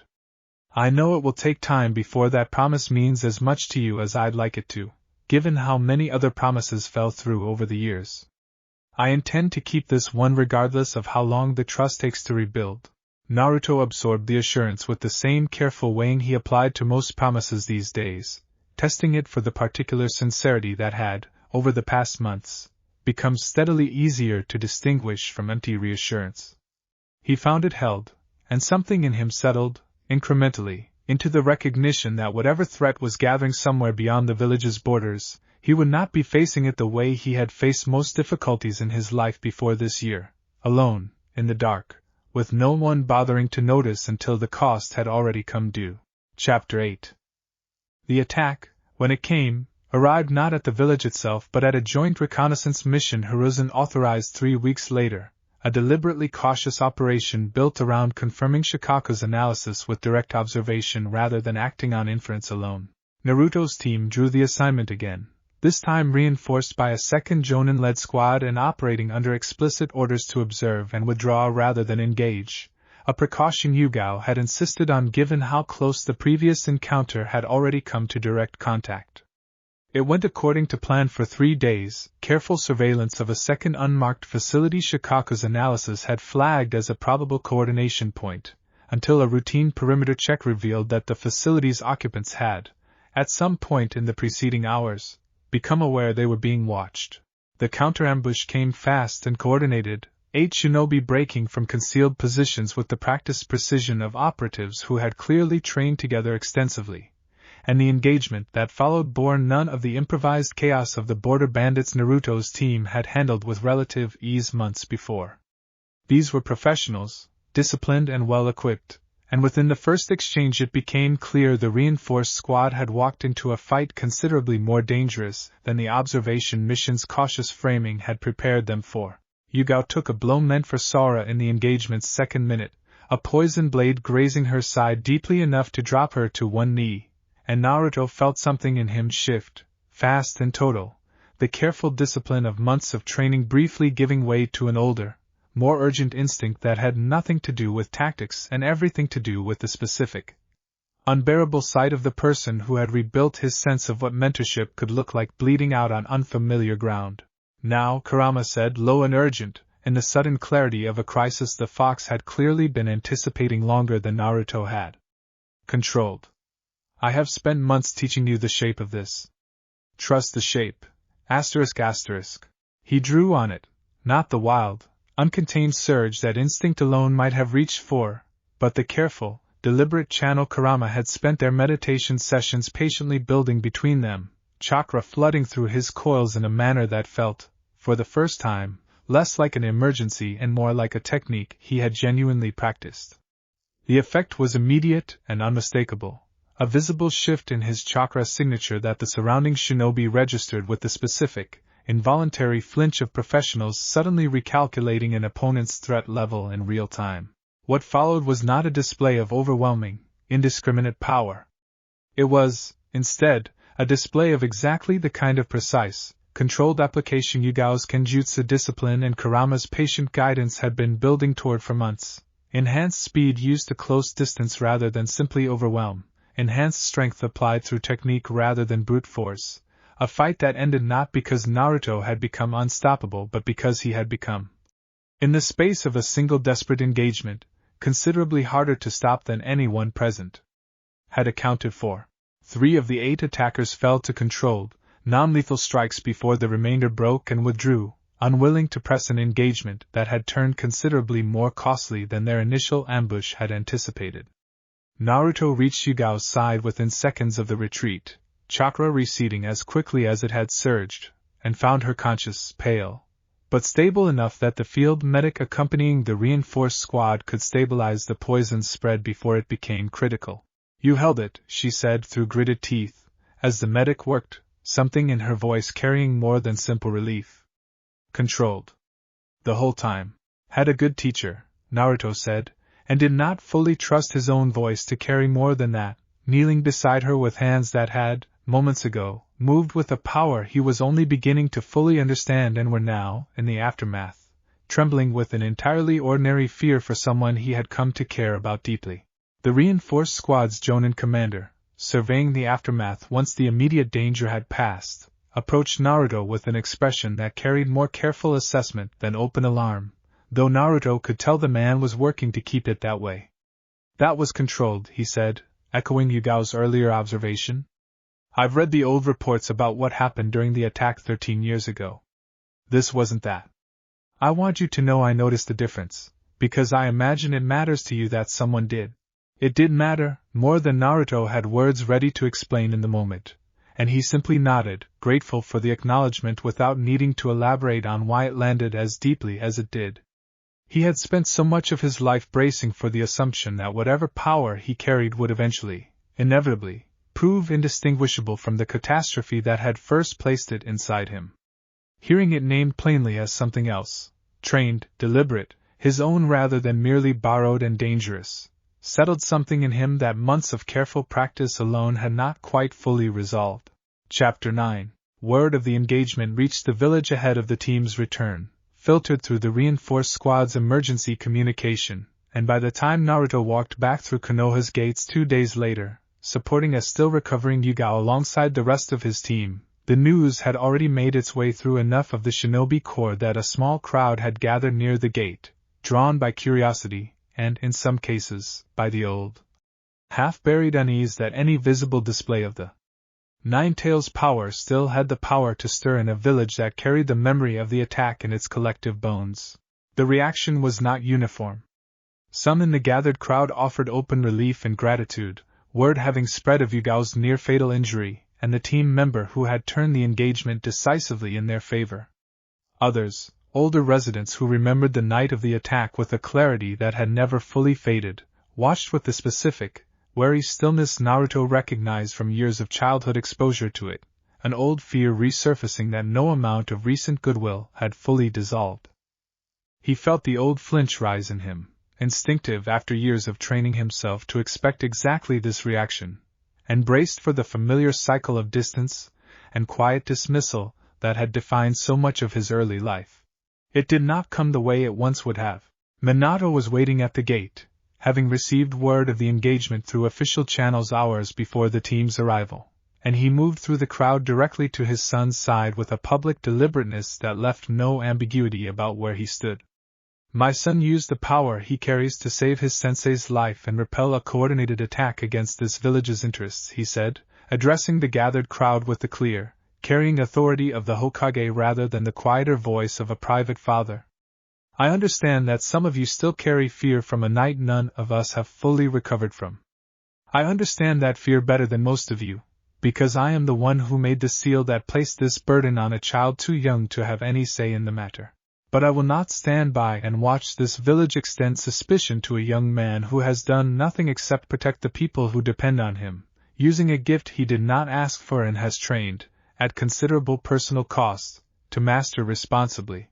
Kaido, standing beside their father, added his own voice without hesitation, an openness that would not have existed in him a year before this crisis forced the family to finally examine itself honestly. "He's my brother," he said simply, to anyone in the crowd still watching with open wariness. "And he just saved people's lives. That's the only thing that should matter here." Kushina reached Naruto directly, ignoring the gathered crowd entirely, and pulled him into an embrace that had none of the old hesitation, murmuring something too quiet for anyone else to hear, a fierce, private reassurance that mattered more to him in that moment than any of the public defense unfolding around them. An elderly shopkeeper near the front of the crowd, one of the same wary faces Naruto had learned to read from years of childhood market visits, stepped forward hesitantly once the family's display had run its course. "I remember you," she said quietly, addressing him directly for what he realized, with some surprise, might have been the first time in his life anyone from her generation had spoken to him without the careful, anxious distance he'd long since stopped expecting to be missing. "The boy who used to buy rice a few coins short. I'm sorry I never once asked your name properly." It was a small gesture, offered without fanfare, but Naruto found it landing with unexpected weight, not because it undid years of careful, wary avoidance, but because it suggested that even the oldest, most deeply set fear in this village was not entirely beyond the reach of a genuine, public reckoning. "Naruto," he said simply, offering the name the way he might once have offered it to anyone willing to actually ask, and watched something in the old woman's expression settle, incrementally, into something that looked, for the first time he could remember, like plain human recognition rather than careful management of a fear she had never fully examined. The crowd's wariness did not dissolve entirely. Old fear rarely surrendered that completely, that quickly, to a single public moment, however well-intentioned. But something in the balance of the village's collective feelings shifted, visibly, watching a Hokage stand publicly and unambiguously beside the son he had once failed, and Naruto understood, walking through the gates surrounded by a family that had finally, decisively chosen to stand with him rather than quietly apart from him, that whatever fear the crisis had stirred, he would not be facing its aftermath the way he once might have, isolated, and entirely on his own. Chapter 10. Danzo moved within the week, reading the crisis with the same patient calculation he brought to every shift in the village's political weather, and the proposal he brought before an emergency council session was crafted with enough surface plausibility that it took Hiruzen the better part of an hour to fully dismantle its underlying intent. The recent engagement demonstrates precisely the kind of external threat this council has spent months underestimating, Danzo argued, addressing the assembled elders with the measured, reasonable cadence that had carried him through decades of similar maneuvers. "I propose a dedicated tactical division, operating under my direct oversight given my extensive experience managing exactly this kind of asymmetric threat, with authority to coordinate the Jinchuriki's deployment and training independent of his current, frankly improvised arrangement under a single Jonin sensei." It was, stripped of its careful framing, precisely the kind of formal claim over Naruto that Danzo had spent months quietly laying groundwork for through anonymous cultivation, now repackaged as a reasonable security measure in the wake of a genuine crisis. Several of the more conservative elders, still unsettled by the public display of power at the village gate, seemed genuinely receptive to the proposal's framing, and Hiruzen understood, watching the room's temperature shift, that a purely procedural objection would not be sufficient to stop it. He chose, instead, a different approach. "I'd like the council to hear directly from the boy in question before we vote on reorganizing his life without his input," Hiruzen said, and the request carried enough weight, enough deliberate callback to the council's earlier commitment to consultation, that even Danzo could not object without visibly contradicting a policy the council itself had adopted only weeks before. Naruto, called before the assembled elders on short notice, addressed the proposal with a directness that surprised several council members who had expected, perhaps, a more deferential young shinobi grateful for any additional resources offered. "I've spent most of my life being managed by people who decided what was best for me without asking," he said, meeting Danzo's carefully neutral expression without flinching. "I understand this council means well, or at least some of you do. But I already have a sensei who trained me honestly, without ever once trying to leverage what I carry for anything beyond making me a better shinobi, and a family that's finally, actually paying attention. I don't need a new arrangement built around fear of what I might become. I need this village to keep doing exactly what it started doing over the past few months, trusting the people already invested in me, rather than replacing them with a structure built because a crisis made everyone nervous. He held Danzo's gaze for a moment longer than strict courtesy required, not with hostility exactly, but with the plain, unflinching clarity of someone who had learned, over a difficult year, to name what he needed without softening it for the comfort of the person on the receiving end. I appreciate that you've taken an interest in my training, Elder Danzo. I do. But interest and ownership aren't the same thing, and I'd like this council to remember the difference going forward, the same way I've had to learn it myself. Several of the assembled elders exchanged glances at the directness of the statement, and Hiruzen, watching from the side of the chamber, allowed himself the smallest private satisfaction at how far the boy had come from the quiet, unassuming genin who had once answered questions in this same building with careful, minimal words designed to draw no attention at all. The proposal, put to a vote in the wake of that statement, failed by a wider margin than Danzo had clearly anticipated, the council's recent, hard-won commitment to consultation proving sturdier than his careful framing had accounted for. Hiruzen watched Danzo's expression as the vote concluded, the older man's careful neutrality never fully cracking, and understood that the setback would not deter him so much as teach him, once again, to wait for a more favorable opening. You're getting better at reading this council, Danzo observed, quietly, as the session dispersed, an oblique acknowledgement that carried no real concession beneath its surface courtesy. I wonder how long that will remain true, once the next crisis makes fear considerably more persuasive than principle. Hiruzen held his gaze without flinching. We'll find out, he said, the same way we found out this time. He did not fully believe the confrontation was finished. Danzo's patience had outlasted 3 decades of similar setbacks, and there was no reason to expect this one would prove decisive where the others had not. But he counted the vote, cautiously, as real ground held, and resolved to make certain the next crisis, whenever it arrived, found the village's trust in Naruto considerably more deeply rooted than a single council session could easily uproot. Chapter 11. The retaliation came faster than anyone had anticipated, a direct strike against the village itself rather than another cautious probe at its borders, arriving 11 days after the failed reconnaissance engagement with the specific, calculated boldness of an adversary who had concluded that quiet patience had run its course. It began at dusk, 3 coordinated infiltration teams breaching separate sections of the village's outer perimeter within minutes of each other, a level of coordination that confirmed, immediately, everything Shikaku's earlier analysis had warned about: a well-resourced, methodically planned operation rather than an opportunistic strike. The target, once the pattern of movement became clear to the responding shinobi, was unambiguous. Every infiltration team was converging, from 3 different directions, toward the residential district that housed the Hokage's compound.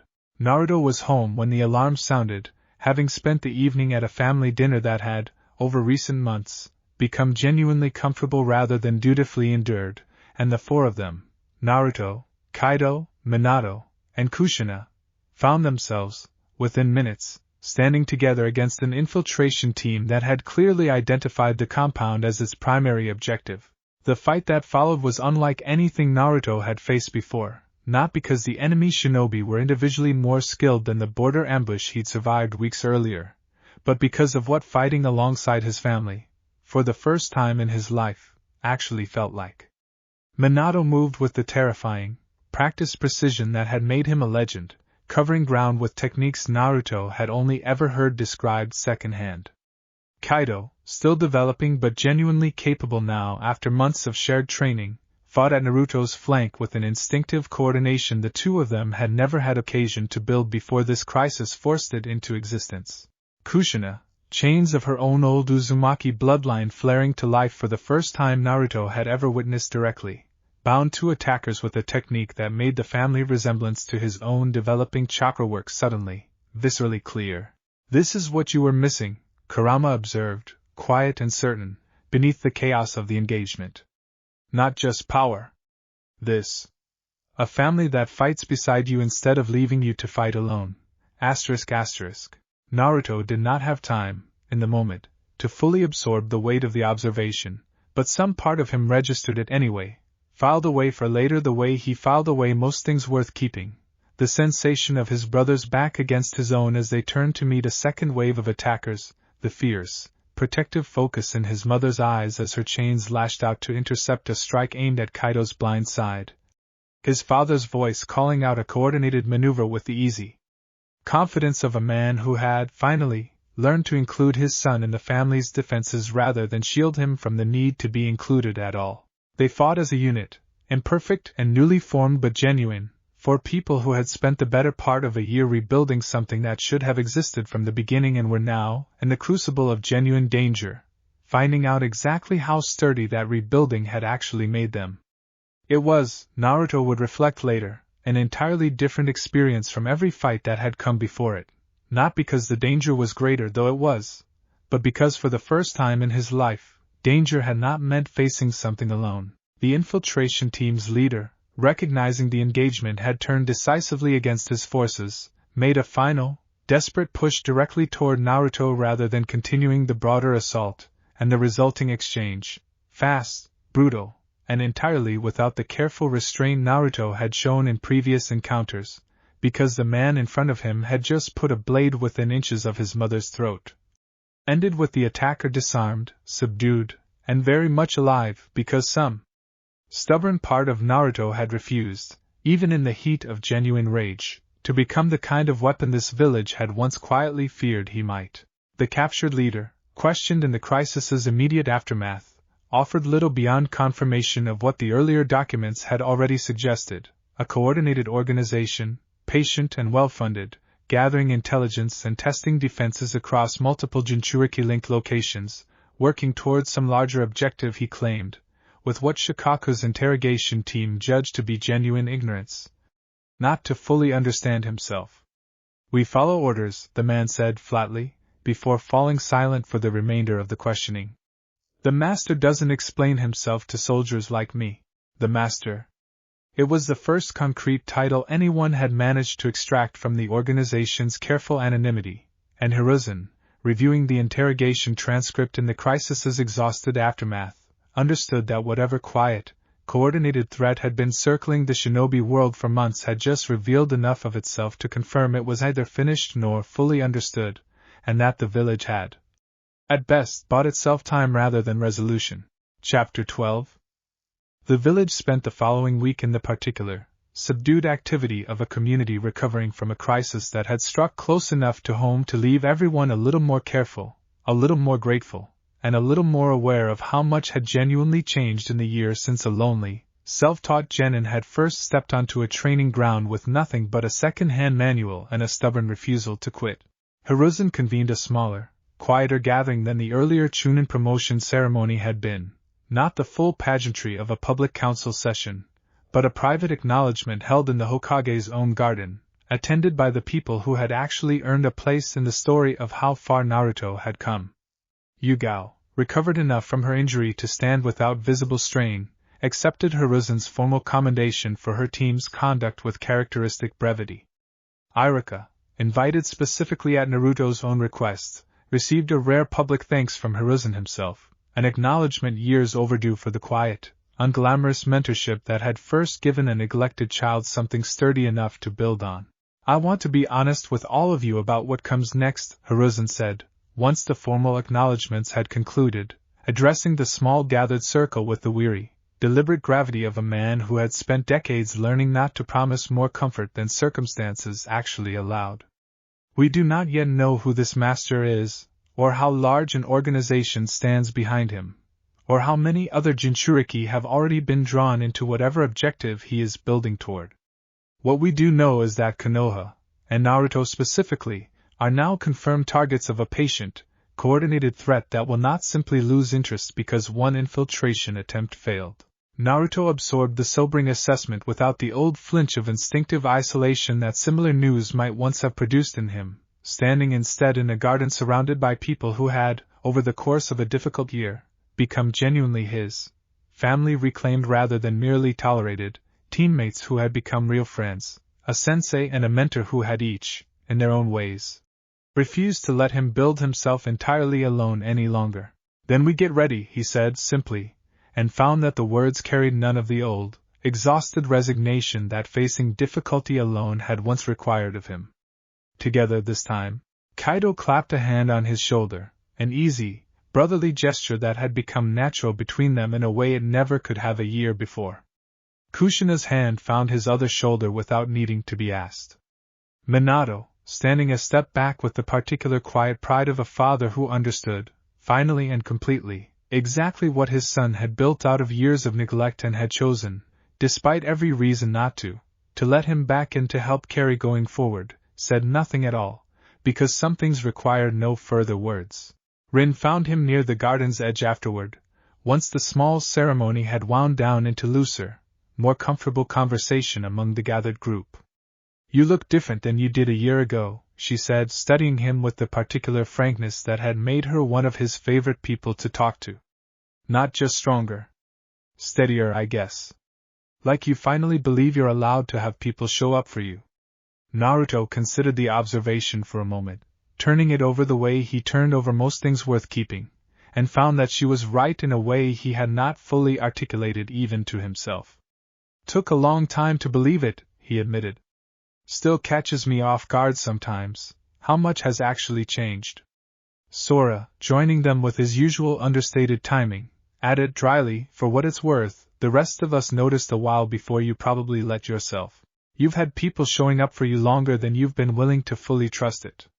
It was, Naruto thought, exactly the kind of honest, unglamorous observation his teammates had made a habit of offering him, and he found himself grateful, once again, for a team that paid this much genuine attention, far beyond the village's borders, in a location Konoha's intelligence had not yet identified and would not identify for some time to come, a figure known to his followers only as the Master reviewed the failed infiltrations report with the same unhurried, patient calculation Danzo himself might have recognized as a mirror of his own methods, and set the report aside with a quiet, unbothered confidence that suggested a single setback, however costly, had changed nothing essential about the timeline he had spent years carefully building toward.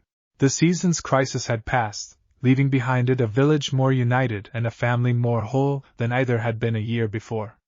But somewhere beyond the borders of everything Naruto had finally, painstakingly rebuilt, a larger and more patient game was still quietly unfolding, and the pieces on that board had only just begun, unknowingly, to move. Thanks for listening.